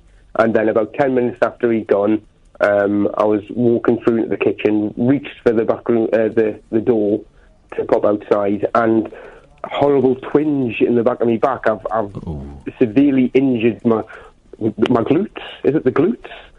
Glutes are your buttocks. Well, it's the base of the back, but the top of the bottom. Your coccyx.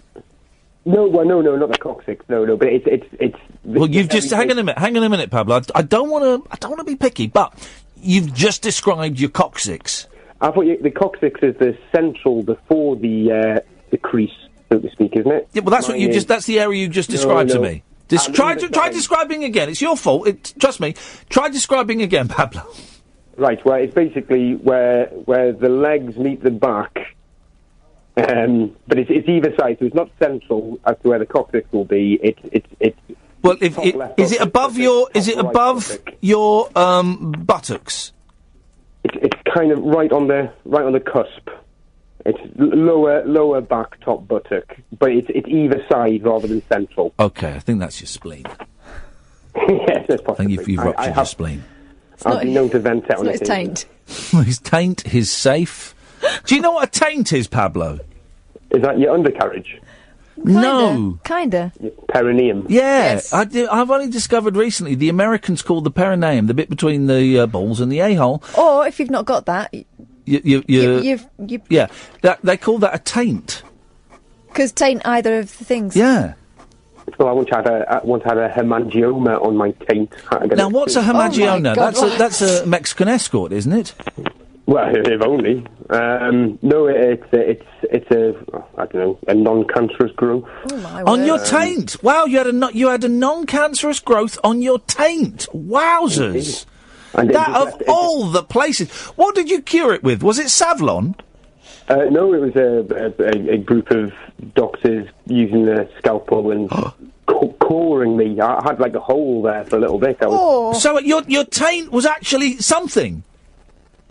Well, this is the best story I've ever heard. Were you awake when they cut it off? No, they put us to sleep for it. Thank God for that. And the thing is, they could have done that operation awake, but you would have found it too humiliating to have been in the stirrups. Imagine the position. And you'd have had to. They would just pass you your penis and balls. Could you hold this for us, please, sir?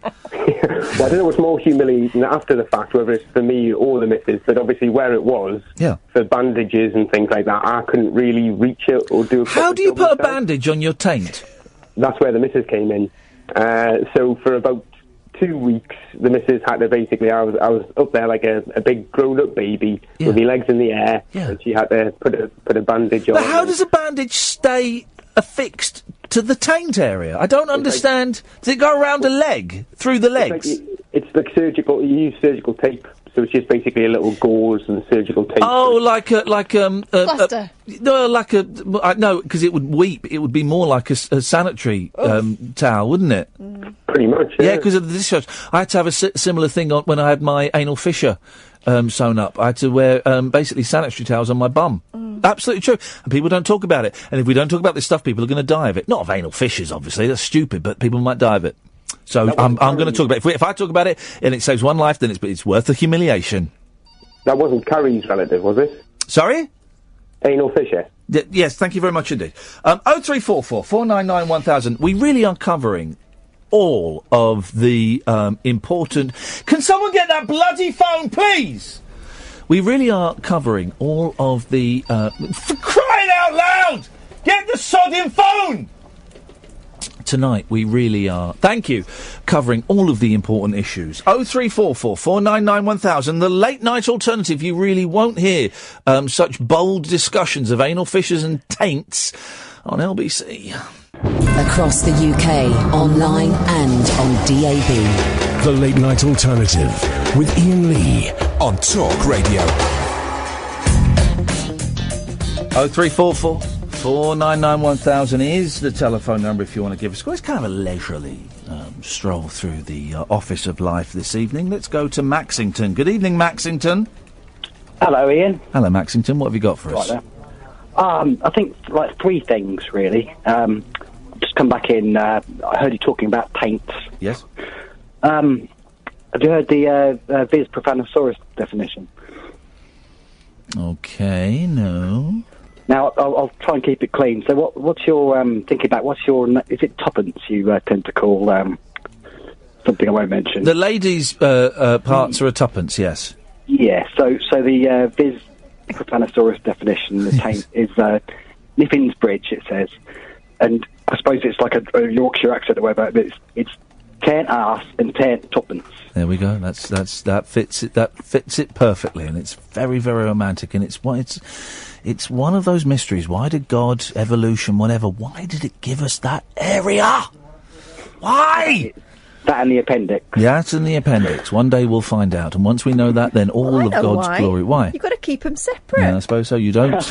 Well, yes, I know this is something vulgar there, so. Well, you know why. I've stopped. That was point number 1, Maxington. I believe there were 2 more. Yeah, have you seen this news about the guy pushing on Putney Bridge, the guy pushing, the jogger pushing a lady almost under a bus? Careful, because someone's been arrested. We can't talk about it because someone's been arrested. Oh, they have? Well, I'll check it out on the podcast. But is it the guy we can't talk about it because someone's been arrested. Point 3. Sorry. I didn't quite hear Kath there. Right, okay. In that case, let's not talk about that. Let's not talk about it because someone's been arrested. Okay, these uploads you've been putting on your YouTube channel. Oh, yes. The old 11 o'clock shows. Yes. I watched those back in the day, man. Yeah. But I also listened to you on, don't want to go on about it, but LBC with like Davis and then through to like Absolute and Eloise and all of that stuff. Yeah. So, long time, first time. May God bless you for Maxington, because it's people like you that make this nonsense valid. I don't even know what that means. I'm tired, but yes. Me too, man. And the first time you call, you're talking about taints. There we go, you see? So, it just goes to show this really is a lot of old rubbish. Hey, that wasn't my fault. No. Well, I appreciate you calling, Maxington. Oh, well, it's good to speak to you, man. I can see me crop up saying the occasional comment on YouTube, that's me. But anyway, the big shoulder pads on those suits back in those days. Yes. Because, I mean, you've grown into yourself, if you don't mind me saying. Thank you very much indeed. And I know your situation back then, but whose idea were those big shoulder pads? Let me tell you, right? So in the first 2 series of the 11 o'clock show, I wear big suits, right, with big shoulders, right? Here is the clever answer, right? It was inspired by David Byrne from the movie Stop Making Sense, I think it's called. Stop Talking Sense, Stop Making Sense. The Talking Heads concert movie, where as the movie progresses, David Byrne's suit gets... Have you seen it? His suit gets bigger and bigger and bigger until the end. And he's a very thin man. He's in a giant suit. So that's the clever answer. That's the clever answer, is it's based on David Byrne in Stop Making Sense. Here's the real answer that I have never told anybody, right? Yeah. The suit in the first series, the grey suit, where it's me, Fred McCauley and Brendan Burns, that suit was my actual first ever suit. And I wore it to the audition for it because I thought it looked smart, right? Because I bought a suit and I'd worn it to a wedding and I thought it was my suit. It was the only suit I had, right? And it wasn't until people started saying, I love that. I love the fact you're wearing a suit that's too big for you. That I started to think, and I would go, yeah. And that's when I then came up with the thing, it's based on David Byrne in Stop Making Sense. But I genuinely thought it was a smart suit and I was going for a role on a news-based show, so I thought I should wear a suit and I wore that. And there was gonna be a running gag. The guy that produced the first series was a guy called Harry Thompson, who's dead now, but he produced loads and loads of things. He used to produce, They Think It's All Over, loads of stuff, and he wrote a brilliant book about Peter Cook. And he was a very clever man, very clever, very funny man. And he said to me, he wanted me to have this running gag for my entire career, where for the entire career, that was all I wore, was that one suit. And I never got it cleaned, and I never got it pressed. And he said, over years, it will become more and more dishevelled and threadbare, and that would be my thing. And we did it for the first couple of weeks. And then when the series kicked off proper, they gave us a big budget, and I went out and bought bigger suits, because then I kind of bought into the idea that it was funny. But they wouldn't let me do the wearing the same suit forever. But I'm wearing that suit on, I think on both of my They Think It's All Over appearances. I don't know. So I thought it was a smart suit, but actually I bought it on a shop in Oxford Street, and they came back and they said, no, they said, if you go off for a couple of hours, we'll take it in and make it all fit. And they didn't, and they just sold me a suit that was too big, and I looked like an idiot. So that's the reasoning behind that. I'm sort of assuming, because, I'm assuming that you were a little bit skinnier than it looks like you were at that point. Oh, God, I was a very skinny man then. Yeah, well, yes, I didn't eat much food. There was stuff going in, but it weren't food, I'll tell you that, Maxington. There we go. Hey, listen, man, thanks for calling. No worries, man. I'll speak to you again soon. Thank you very much indeed. There we go. I've never shared that story of that suit. But actually, men's suits were a kind of bigger thing. No, I was sold a pup by some people ripping me off. No, but I look at boys. When we first started going out to smart places, and the boys in my year started wearing suits, they were already a bit too big. I think they're a lot better fitting now, the high street suits, than they were back then. 0344 499 1000 is the telephone number. Anything goes. Gemma Atkinson is going to be in Strictly Come Dancing. I'm not bothered. I like Gemma. I've worked with Gemma. She's nice. But I don't really watch Strictly, do you? No. My mum likes it. I don't watch it. Here we go. Here's a story to make you think. Comedian Jason Manford has appealed to his fans to help find a job for his dad. Oh. Jason, 36. Come off it. Said his pop, 62? I'm nearly the same age as his dad. Was struggling to find work after losing his Crown Court role 3 years ago. He said even his application to clean floors at Aldi had been rejected. Writing on Facebook, Jason described his father as one of the brightest men I know. He added, he just can't stand the idea of not working or sitting on his arse doing nouts.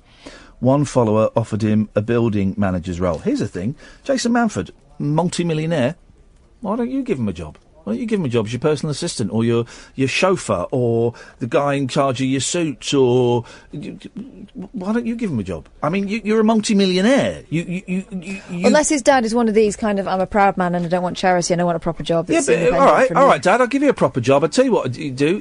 You be available when I want you to drive my car and take me anywhere at any time, and I'll give you 500 quid a week. That's a job. It's a job. What was he talking about? Annoys me, that does. He's only 36. Jason Manford is 8 years younger than me. And many, many, many times richer than me. Still with the agent that ditched me as well. Oh, well. Yeah, well, those losers. I got a better agent now, so you can kiss it. 36, though. Doesn't it make you think? Really? There comes a time when you realise that people who you perceive as doing better in life are younger. Miserable. Younger than you, and it's my time is over. I get that, but certainly my television career, and it was nice talking to Max there about that. His name was Maxington. That wasn't me being facetious. As we said on the screen, that's what I got to call the guy. My TV career is over, and I was offered the Jungle 4 times, and it was a definite offer to go in. And, and one of them was, can you get out to Australia in 3 days' time? Someone's dropped out. And so 4 times I've turned it down. I've been sniffed around Big Brother about 4 or 5 times. And the 1 year I was prepared to do it. And I had the meeting and the interview and stuff, and then they never gave me the call. So but my TV career is long gone, and it's fine. The only thing I miss about the TV career is the money. Because it pays shed loads. I would absolutely love some of that money. But that is gone, and that's fine. But I get a feeling that I'm coming to the end I'm becoming a dinosaur. Do you know what I mean? 44, the people like Jason Manford are 36, and he's considered old by some of the new young guard that are coming up. And I've been thinking a lot about a lot of the comedians. When I was doing stand-up comedy, let's say, the 11 o'clock show was 19 years ago, so let's say 22, 23 years ago. And there were a lot of people then who were up-and-coming, thrusting young Turks that were going to be the next big thing. And some of them did become quite big, and some of them kind of stayed on the circuit but made a handsome living. And now, a lot of those people that stayed on the circuit and made a handsome living are now struggling to pay the bills. There's one guy, I tell you what, and I won't say his name, but I've done shows with him. And he was big, and he was on Radio 4 for a bit, and he's not really on Radio 4 anymore. And I was just thinking, I wonder what happened to such and such. And he's got a Patreon page. Now, Patreon is this great thing where if you really like a podcast or a musician or an author or a comedian, you can give them money. It's not a donation, you're buying stuff. You can give them money, and in return, they will provide you with a new comedy show, a sketch, an album, a song, whatever, in return. And I looked at this and I read this guy's Patreon page, and it broke my heart, right? Because he's got 2 kids. I think he's divorced now. He's got 2 kids, and he said, but he was really honest on it, and he said, people think of me as such and such, from off the radio. Well, I am literally off the radio now. I don't do this show anymore. I've not had a gig on the radio for a while. I do live shows, but I don't draw the crowds that I did because I'm not on the radio. So I need to do this Patreon thing because I need it to feed the kids and pay my bills and make my way through life. And he's about the same age as me, maybe a couple of years older. And it got me thinking, first of all, if I hadn't have got really, really lucky and got into radio when TV work dried up, I'd be washing cars now. I'd be, not to knock that. I'd be, get that flipping phone, for Christ's sakes. I don't, who knows where I'd be. But it did make me think, I'm hanging from a thread. I'm hanging from that thread of, if that thread snaps, I don't know what I would do. I don't know what I would do, really. So I'm worrying that my career is over. And, so I'm Stop talking nonsense. Well, no, I'm not talking nonsense, because I'm loving this, and this is the best job I've ever had, and I mean that. I mean that. This is the best show I think I've ever done, and it's the thing. And I hope I could stay here for the next 20 years. That would be my dream. But that's not how the world works, I'm afraid, guys. So anyway, on that bombshell. Oh Christ, there's another hour to go. I thought we were about to finish. 0344 499 1000 is the telephone number. If you want to give us a call, dear listener, please do. It's the last hour of the show. Kath's birthday in about 3 minutes' time. She's off the next 2 weeks, so you won't be able to speak to her then. This is the Late Night Alternative on Talk Radio with me, Iain Lee. The Late Night Alternative with Iain Lee on Talk Radio. We have ways of making you talk.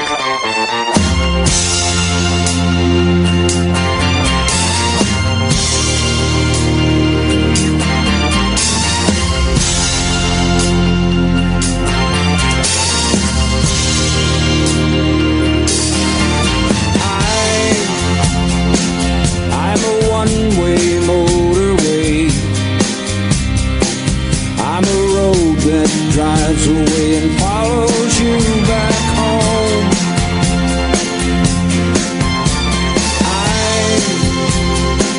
I'm a street light shining. I'm a wild light blinding bright, burning all alone.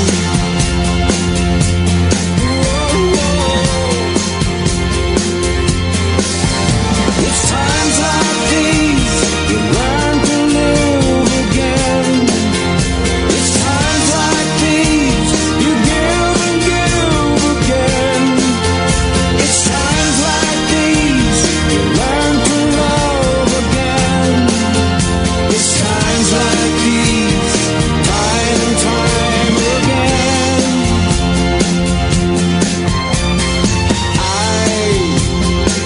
I'm a new day rising. I'm a brand new sky to hang the stars upon tonight.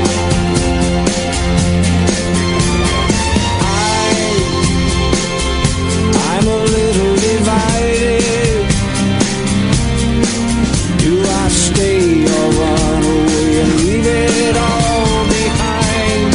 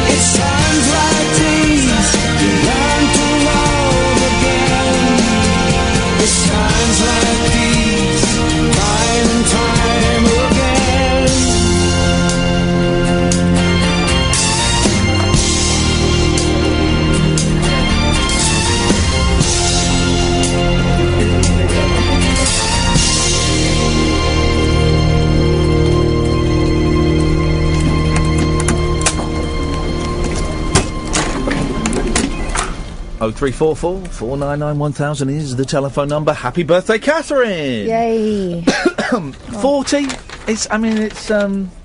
I was upset when I turned 30. Yeah. Not 40, it was like, oh, here we go. Yeah, I wasn't massively bothered at 30. I'm not hugely fussed at 40. I just... it's that thing of thinking, am I where I'm supposed to be? That whole vibe. God, that's... And that's before I get on the gins. That's some heavy shiz going on there. My grand's 96, so what? I'll start doing the death maths. Here we go. Hang on a minute, this should be appropriate for you. Here we go. Found this on YouTube.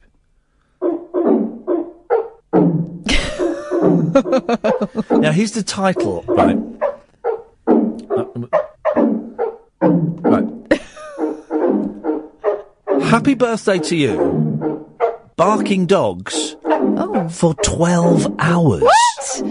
Oh, 12 hours. It's had 1,116 views. 12 hours. Stop, please. Of synthesised dogs, just in random keys. There appears to be no rhyme nor reason to this, and it's on a. I mean, can you leave comments?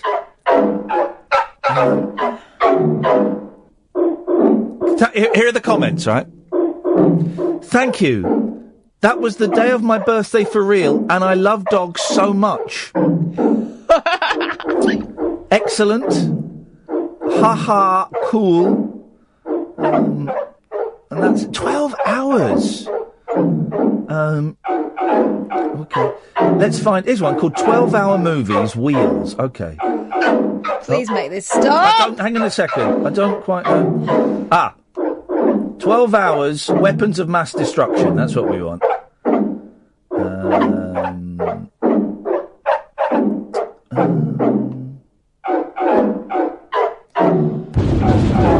Oh, that's on a different window. I thought that would stop it. 12-hour movie request.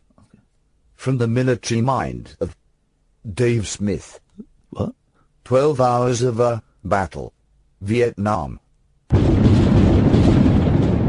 Why would anyone want this? Pick a war. Any war. I'll get you 12 hours of sound effects from Really? it. Yeah, go on. Pick a war. Any We war. go proper old-fashioned? Yeah, go on. How far back are we going? Pick a war, any war. I'll get you 12 hours of sound effects for it. Waterloo. Hang on. Hang on a minute. I thought I saw Waterloo. I can do you the Revolutionary War. Oh, let's go for it. Okay, here we go.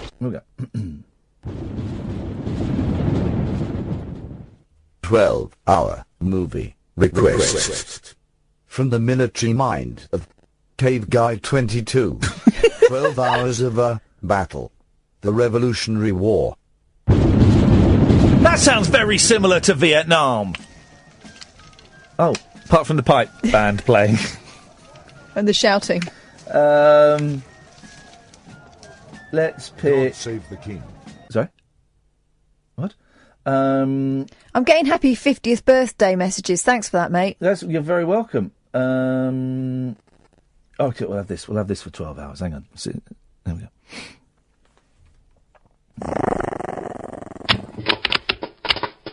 These are all available on the 12-hour movie specialist channel.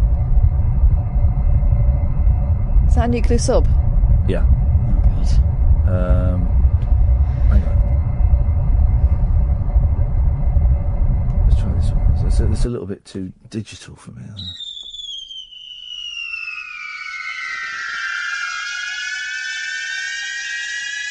Freak out!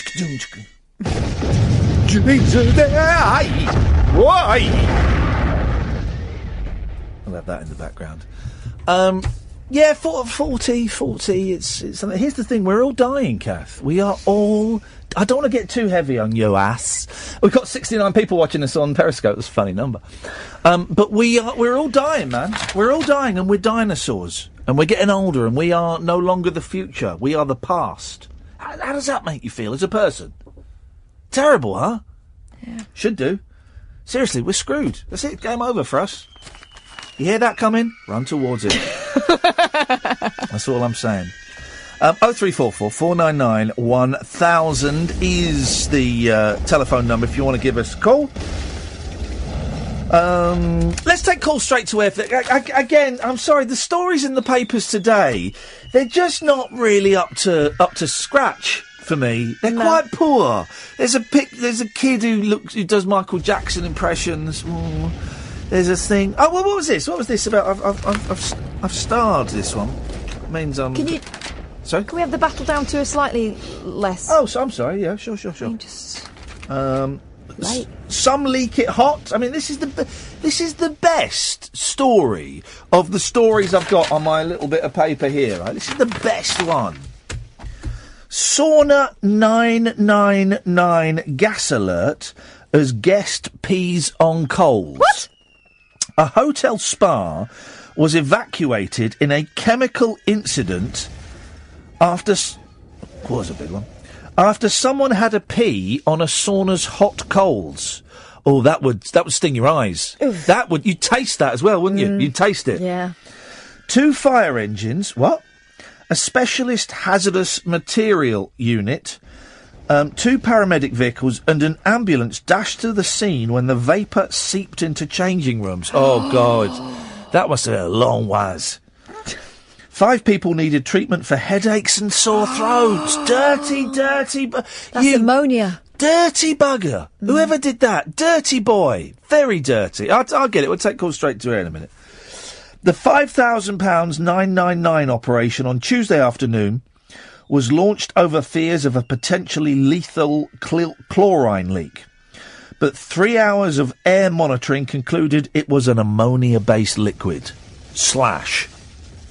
A fire-brigade source said someone must have taken a pee on the coals. It's the only thing it could be. They must be feeling very sheepish now.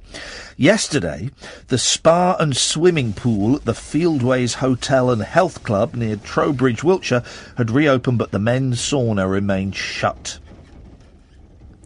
One regular said, I reckon it was probably a one-off guest. I doubt a member would do that. Is that real? Line 1, you're on the wireless. Hip, hip, hip, Ian. Hip, hip, hip, line 1. Does life really have to end when you reach your 40s? I don't think so. That's not what I said. But you just seem to feel down about being, like old and past it. But you're only in your damn 40s, for heaven's sake. Yeah, that's not what I said, but we are dinosaurs. We are dinosaurs. We are the people that I looked to in my teens and thought were old farts. I'm an old fart. We're old. The kids, this world doesn't belong to us.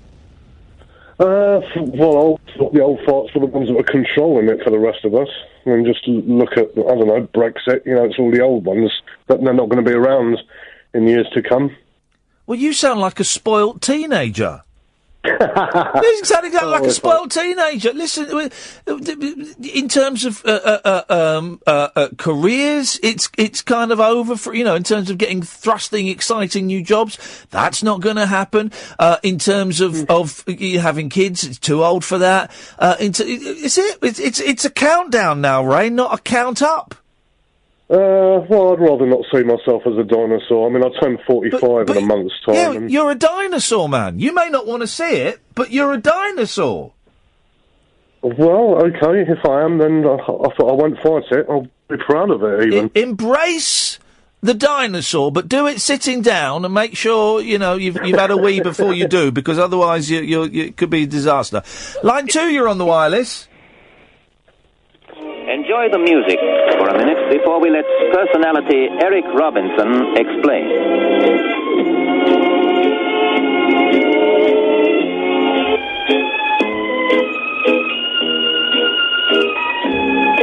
Because this isn't creepy at all, is it? Hello there. I suppose you thought you were listening to a long-playing record just then. I did. Well, you weren't. You were listening to a new instrument that David Nixon and I have helped develop in this country. It makes the actual sounds of the orchestra. So come over and meet my son-in-law with you. And the Mellotron. The Mellotron! Come over and meet my son. If that's on YouTube, I'm watching that. The Mellotron. Kind of synthesizer, but not. But it was like set up like a piano, and it was little bits of tape. Each thing correlated to a bit of tape, and you could change it so it supposedly sounded like trumpets. Talking to Marina Pallo about it, wouldn't we? I'd love to have a go on a mellotron. Good evening, line 3. Hi, all right? Oh.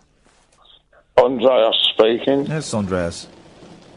Happy birthday, Katherine. Thank you. Hey, we need to... Andre, would you help me give... Hello, Andre. Andre, I'm talking. Yeah. Would you help me give Kath the bumps? Would I? Yeah. Would you? Is the Pope Polish?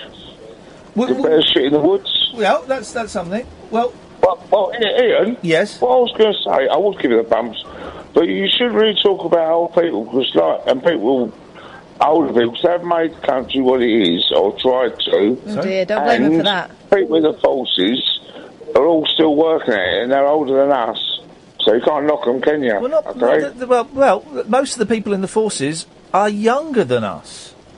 Not all of them, I remember. No, but most of them... Oh, speak for yourself. Well, no, you're older than me. You don't know how old I am. You're in your 50s. No, I'm not. Yes, you are. Well, anyway, going off that subject, you know, Katherine... 15 love. How many bumps does she want? It depends who's giving them. Hello?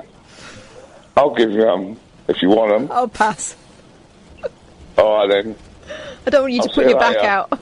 Thanks very much for calling. 0344 499 1000. Something he said there reminded me of a very, very funny song I used to play, and I'm asking Twitter if they remember it, because I want to try and get it up, because it was brilliant.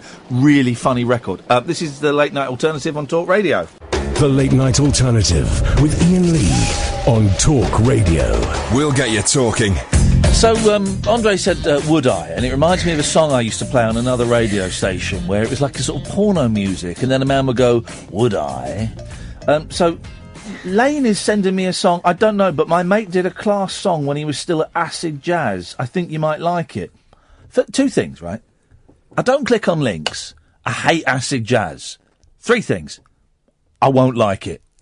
4 things. Stick it up your bum. And it's this song, and it was just... would I? Would I?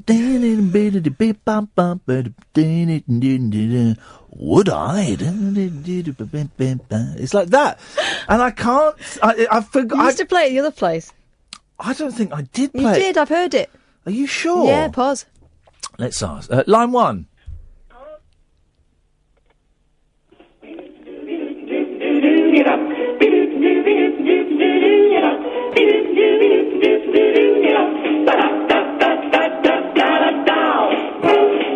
This isn't it. Gray skies are gonna clear up. Put on a happy face. Brush off the clouds and cheer up. Put on a happy face. Take off the gloomy mask of tragedy. It's not your style. You look so good that you'll be glad to decide to smile. Thank you very much indeed. That wasn't it, unfortunately. Oh, it's terrible weather out tonight, isn't it? Awful. Got to ride home on the scooter now. Flipping heck, that's going to be a nightmare. 0344 499 1000. That if I don't find out tonight, tomorrow I've got nothing to do. Walk the dog, watch a film, and do some planning for our next trip abroad, for taking the show abroad. We're looking at a couple of places, Nashville being one of them, Paris being another. But if I don't find out what this song is tonight, I'm going to spend all of tomorrow trying to find that song. Then about 10 o'clock tomorrow night, I'll find it and go, that was it! Bedtime. So I will get nothing done. It was like porno music, and then a guy going, would I? But I cannot for the life of me remember who it was by. I haven't got it on my iPod. My computer. No. Maybe. God. Look at you idiots messaging me. Charles and Eddie, would I lie to you? No, I don't know how to make it more. All it is it's like a slightly porno 70s music instrumental, And every now and then, the only... Thank you very much indeed. We've got a text. You ready for this? You ready for this? No, because I remember hearing it before and it made my skin crawl. Oh, this is going to get you absolutely horn-dogged. Anonymous texter, you are... People like you... Here we go, listen to this. This is a great song. We're going to play all of this. This is great. This is it! Oh, my God!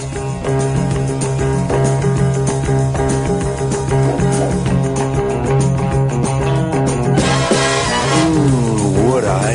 Here we go. This is great. Ooh, would I? Oh, would I? Oh, God. Ooh, would I? Ooh, would I?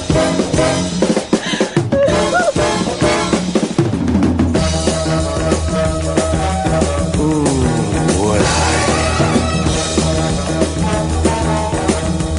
would I? The drums!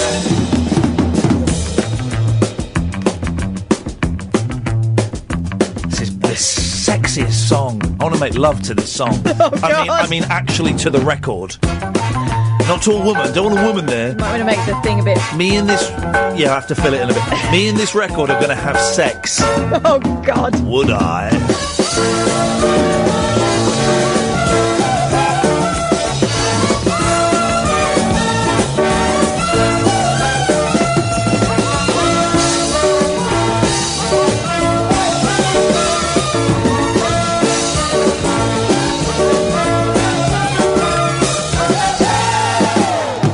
Break it down.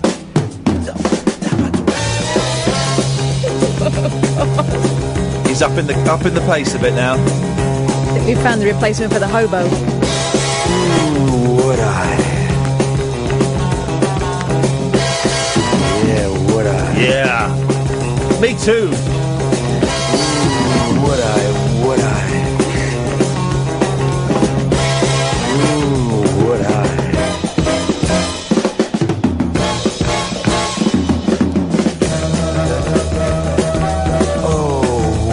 He's almost finished. I wish he would. You can tell in his voice. Oh. Hold on.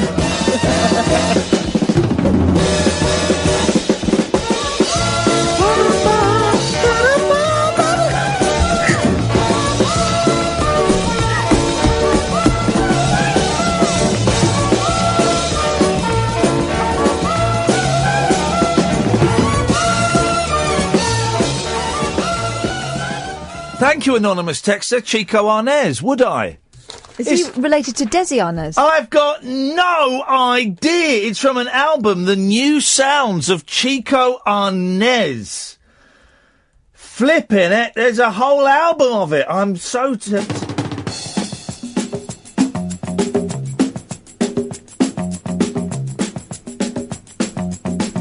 Oh, hang on a minute. Chico Arnéz does... he does a version of a Fleetwood Mac song. Oh, right. Oh, well.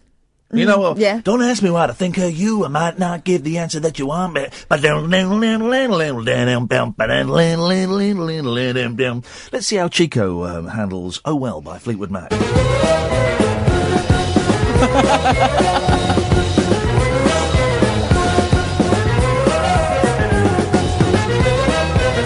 This is incredible!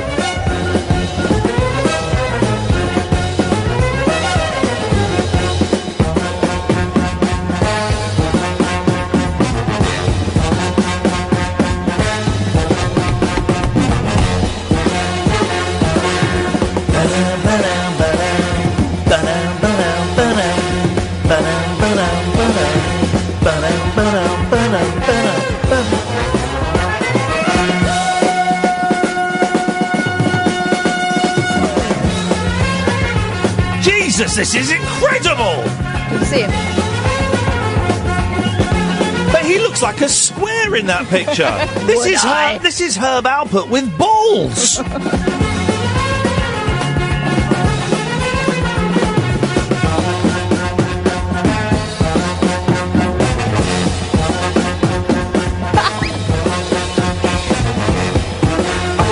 can't stop listening to this guy. I'm sorry. Jeez.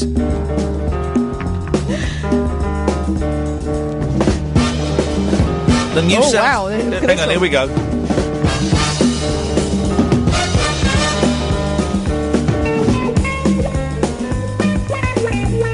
Oh, cheeky. Cheeky Chico Arnéz.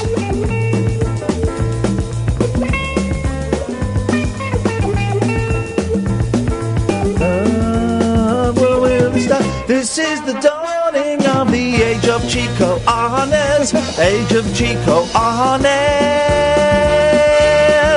Arnéz. Arnéz.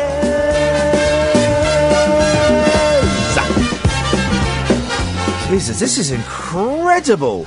Line 1, you're on the wireless.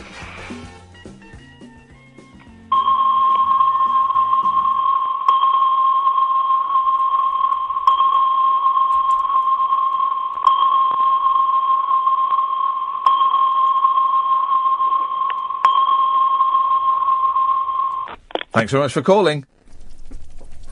I'm buying this album.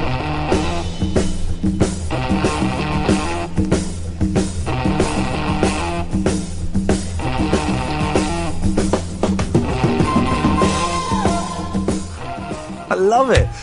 Line 2, you're on the wireless. Another good song you used to play was Kinky Peanuts. Do you remember that one? It sounds like one you should know. How did Kinky Peanuts by Armando Travaglioli. All right. Let's. Thank you for that. Let's have a listen. I don't remember Kinky Peanuts. Oh yes, I do. Flipping heck! How does it goes somewhere in a minute? I've heard this for years. It gets quite catchy. I seem to remember.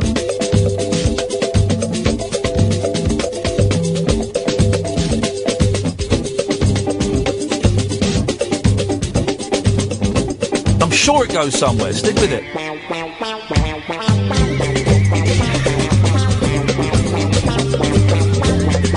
Didn't go where I remembered it. You're insane. Maybe that. But this is.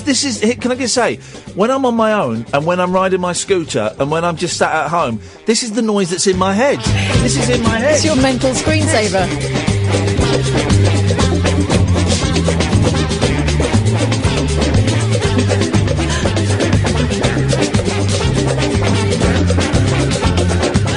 And then someone interrupts me by saying something and it stops. My life, this is Talk Radio. Late night conversation worth losing sleep over. The Late Night Alternative with Iain Lee on Talk Radio. We have ways of making you talk. Well, no, I'll be honest, I don't know what's happened in the last 30 minutes either. This is the Late Night Alternative. My name is Iain Lee. If you've got a Radar Diary, for the love of all that is holy, please tick it. There's nothing in the papers, and it seems churlish to try and fill the last 25 minutes of the show with stuff that is quite dull. So instead of doing these stories, which are dull, you know, there's very, very little. They've taught a monkey to play rock, scissors and paper, you know. So instead of giving you 25 minutes of stories that are dull, actually going to give you nothing, and keep our fingers crossed that nothing is more interesting than those stories. Call straight to air, as we often do when we have nothing to talk about. 0344 499 1000 is the telephone number. Free for most people, pennies for others. We won't call you back between now and 1 o'clock. You can come on and you can have a chat about anything. You want to phone up and say that. Tell what we've not had for a long time, Catherine, and I miss these calls, and I think I'm the only radio host in the country that allows these calls on air. The people that want to tell me they think I'm crap and the show is crap, I miss those guys. I really do, because they're all mouth on Twitter, aren't they? Well, they are. There's a lot of mouth on Twitter, but I used to get a lot of calls from people saying the show's rubbish. The show is rubbish, and we get a few. But I like them because it's it's confrontation, which I don't like in real life, but in the theatricality of the safe space of being in a studio, I do. And I know that I'd love to listen to it at home. I'd be listening to a show and getting a bit bored, and someone phones up and says, "Your show's crap, mate." Oh, turn this up. Hang on, should be quiet. Hang on, this bit could be good. In the old days, I'd rush and find a blank cassette, and record it.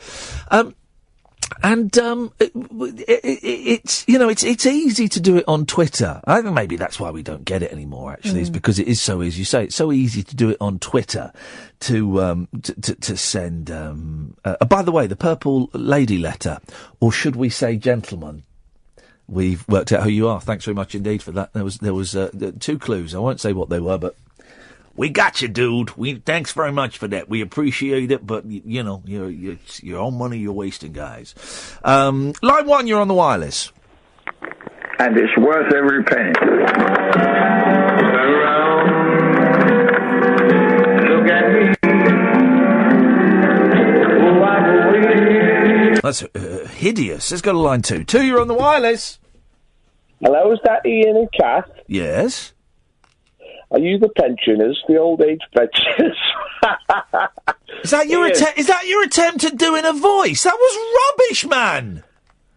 Iain, I want to say that you're a Peter Pan figure. You're not an old guy, man. You're like an eternal child, What the hell are you talking about, you lunatic? Are you back on the bottle?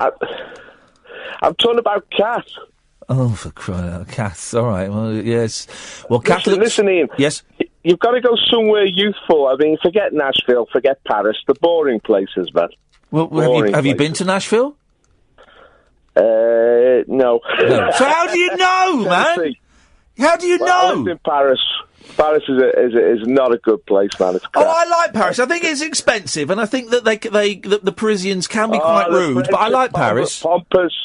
The French are pompous, they're absolute arseholes. Well, no, hang on a minute. Hang on a bit sweeping. Hang on, it's a slightly sweep. I don't think, I think Paris, also, no, it's not true. It's not true at all. And also, I think that Paris is different to the rest of France. I think Paris is unique in France. But no, all the French are not arseholes. No, they're not.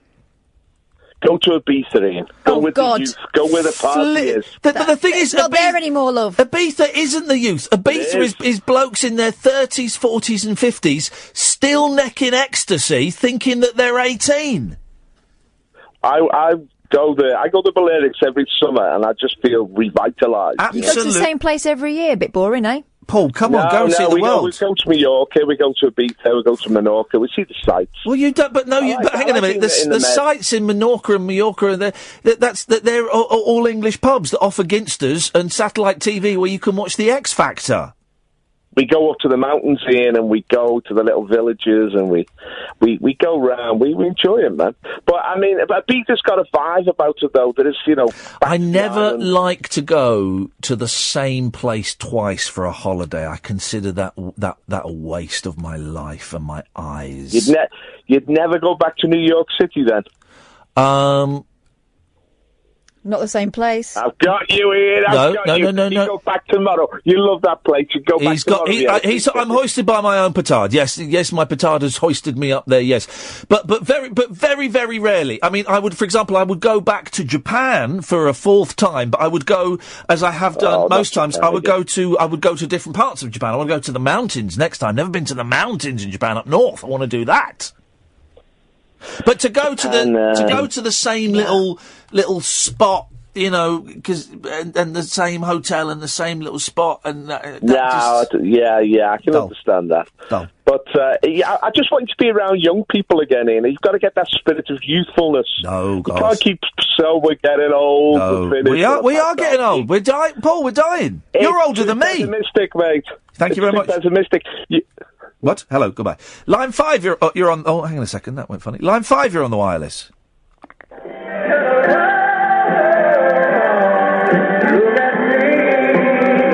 Okay, thanks very much indeed. Line 6, you're on the wireless.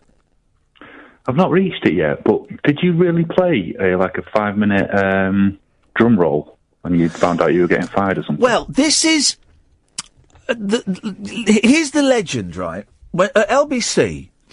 had the best time there years and years ago, and then a boss took over who was who didn't like my act. He wanted to turn LBC into a newsy station, and he hated my act. Thought it was childish, and he would phone up during the show and speak to the producer and tell me to stop doing things and to stuff like that. And I knew my jig was up. I had about 3 months left on the contract, and then I handed my notice in. But I think just before I handed in my notice, I think I did a 5-minute drum roll where someone answered a question, and I said, well, let's find out, and played a drum roll. And they had a great computer system there.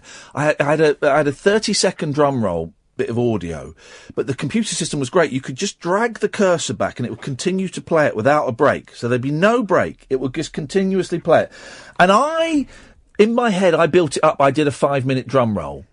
And then I went and looked at it last year when I was putting together, well, maybe a couple of years ago when I was putting together the Iain Lee versus Radio. And I think I did do a 5-minute drum roll, yeah. Looking forward to it. Thanks very much for your call, caller. This is Talk Radio. The Late Night Alternative with Iain Lee on Talk Radio. Right, I found the clip. The drum roll was 7 minutes long.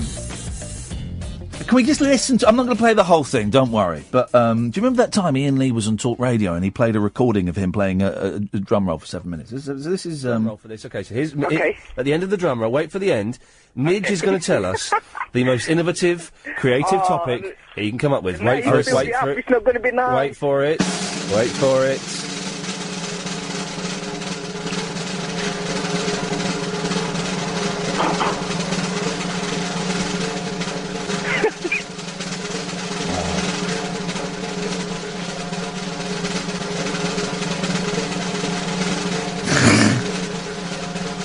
Imagine doing this on LBC now. Imagine doing this here. Wait for it, wait for it. Oh, I'm chuckling at myself. This is funny.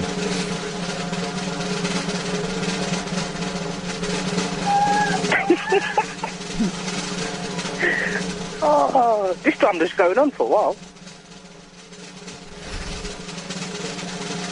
Ta-da!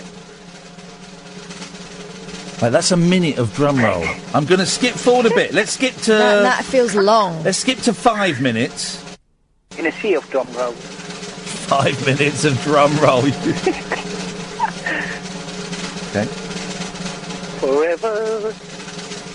Let's skip to 6.5 minutes. It's a really fantastic topic. So he's going to tell us a topic It's at an the end of this drum argument that roll. needs to be settled, I think, when I heard it on the live show. Midge, what's the topic? Yeah. You'll have to tell us after this. What a tit!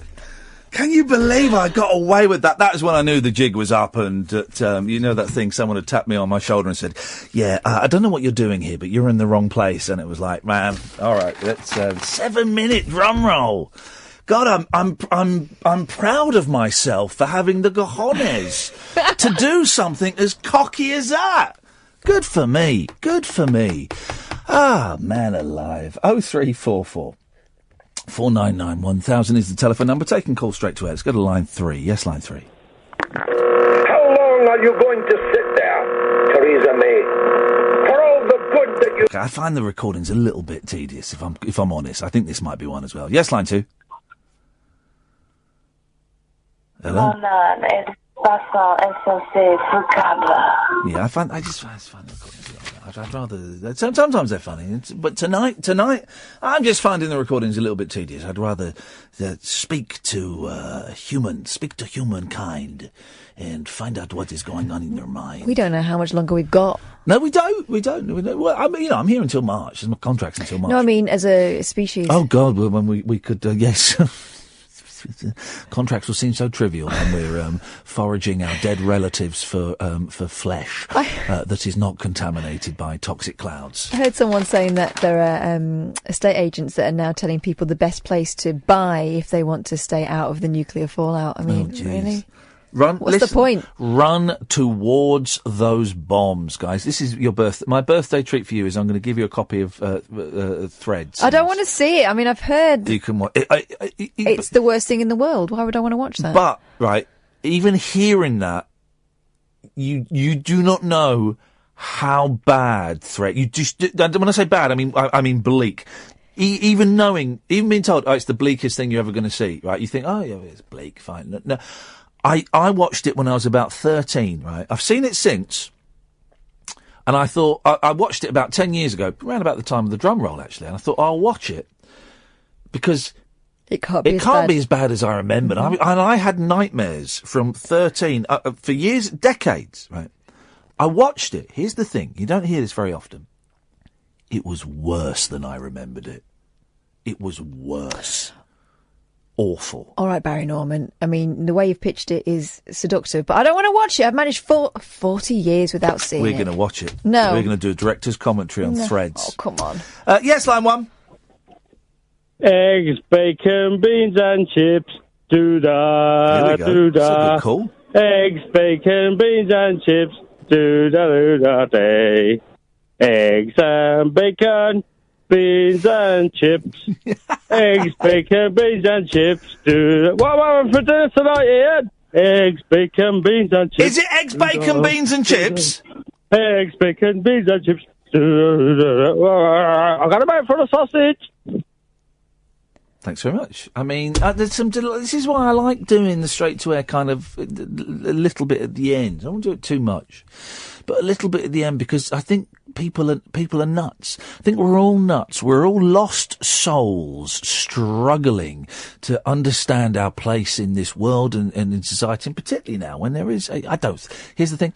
I don't think there'll be a nuclear war, but it's the closest we've been to one for about 30 years, you know. I don't think there will be, but and people are worried and people are scared, and at 10 to 1 at night, that's a particular time when people don't know what their position is in the world, and this kind of coming straight to air where they're anonymous and they can do what they want, it's a little release valve. Yes, line 2. Ian, how you doing? I'm all right, man. I'm all right. Good. You were talking about songs, like that you're trying to think of a name of a song. Yes. Right? Yes. Same thing, I heard a song years ago. It was absolutely rubbish, and the DJ said, couldn't believe he played it and he'll never ever play it again. No. I've never ever heard the song before. I've never heard it since, and I've always wondered what it was. Oh. Right. Can't remember the tune at all, but I remember what the geezer's singing about in the song. Yes. And he's talking about, he's moaning about his wife in this song, right? Yeah. And he's moaning about what she makes him do. And that he's having to take the rubbish out and things like this. Yeah. That's all he's jabbering on about the whole song. Yeah. And then at the end of the song, his phone rings, and it's his voice again on the phone in a really, really muffled voice, singing about taking the rubbish out and this, that, and the other. Never ever heard it. Would anyone know what that song is? Is that? Hang on a minute. I was waiting for the punchline there. There's no punchline. There isn't, is there? So it's him moaning about his. How long ago are we talking? I would guess this song's an 70s song, 70s or 80s. And it's about a bloke moaning about his wife, moaning to him. Yeah, but it's all in his voice. Okay. Well, we've got 4 minutes of the show left. People on Twitter, do your darndest. The last one was answered by a text, so keep listening, caller. We may get it. At Ian Lee, if you want to tweet, or 0344 499 1000. Rings no bell with me. Rings no bell with me. I wonder if this is like a very low rent, down market, lowbrow version of James O'Brien's Mystery Hour. Oh, for God's sakes, Lena, don't give me one of your records. I don't want any more records. I certainly don't want any that's got acid bloody jazz on it, right? What we played, he's saying that Chico Arnéz was acid jazz. That's not acid jazz, you absolute pudding. I don't want your records, so don't give it to me. I will just get through. I've got too much stuff. Rocky sent me a wonderful package full of, there's easily 30 CDs in there. Here's the thing, I've got CDs that I've bought that I've not found the time to listen to, and now and it's very, very kind, and it's beautifully put together, Rocky, so thank you. I just don't know when I'm going to listen to these CDs. I just don't know when I'm going to get the time. And also, And this is going to make me sound ungrateful. I don't want to sound ungrateful because it was a very, very kind gesture, but I'm trying to get rid of stuff. I'm trying to clear out my the boot of my car, for example, and my house and my head, and so I'm trying to get rid of stuff. But thank you. But I just don't know when I'm going to get around to listen to them.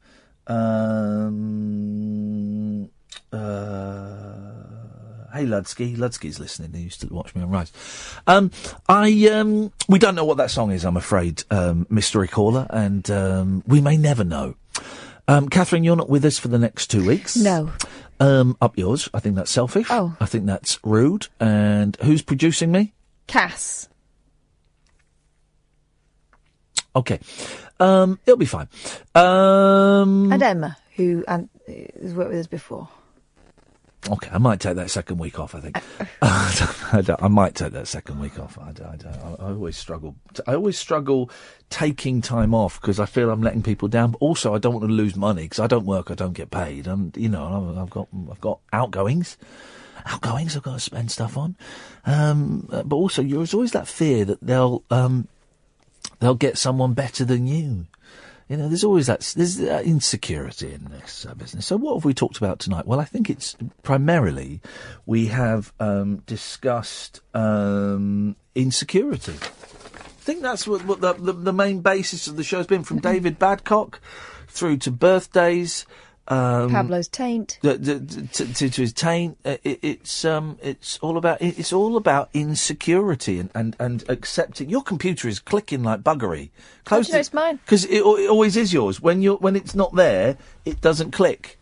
Thank you. Let's listen. We don't get any clicks now. Peace, bliss, insecurity. That's been the theme of the show this evening, and I think it's something that we can think about over the weekend. But guys, the fun don't stop here. Well, the fun does stop. The fun do stop here, but then the fun starts again Sunday morning at 10 o'clock. There's a new phone-in show in town. Sunday morning, 10 o'clock on Virgin Radio. It's hosted by me. Play records. But also, so shut your computer. I'm just sending the email that it will start buzzing. Wait, do it when we're off air, you daft cow. Do it when we're off air, because it's just buzzing. Crying out loud. I think it's if it's too close to the microphone. So no, it's not, because you pushed it away and it still does it. You're always moaning about my computer. Because you're the one that told me to buy this. It's literally interfering with the show. It's causing interference. Because I'm moaning, because you're ruining this is a very carefully crafted show, and you keep it shut. It's shut. Give it here. No. Well, then just keep it shut. If I hear one more buzz, that's going right up your jacksie. It's my birthday. Happy birthday, my dear. I hope you have a lovely day. Thank you. I'm sure your children will spoil you rotten. I'll get 5 minutes apiece and then... Well, I did hear was it your youngest say you get all the hugs in the world? Yeah. That's a nice thing. Yeah. But then I always find that the kids on my birthday, or my wife's, they get jealous that the presents aren't there. Where are my presents? Nah. Well, you kind of get presents all the flipping time, you little sods.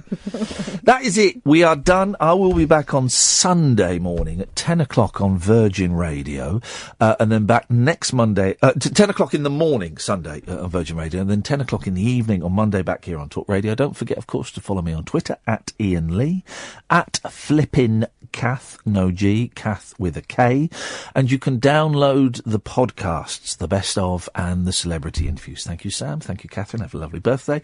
Ta-ta!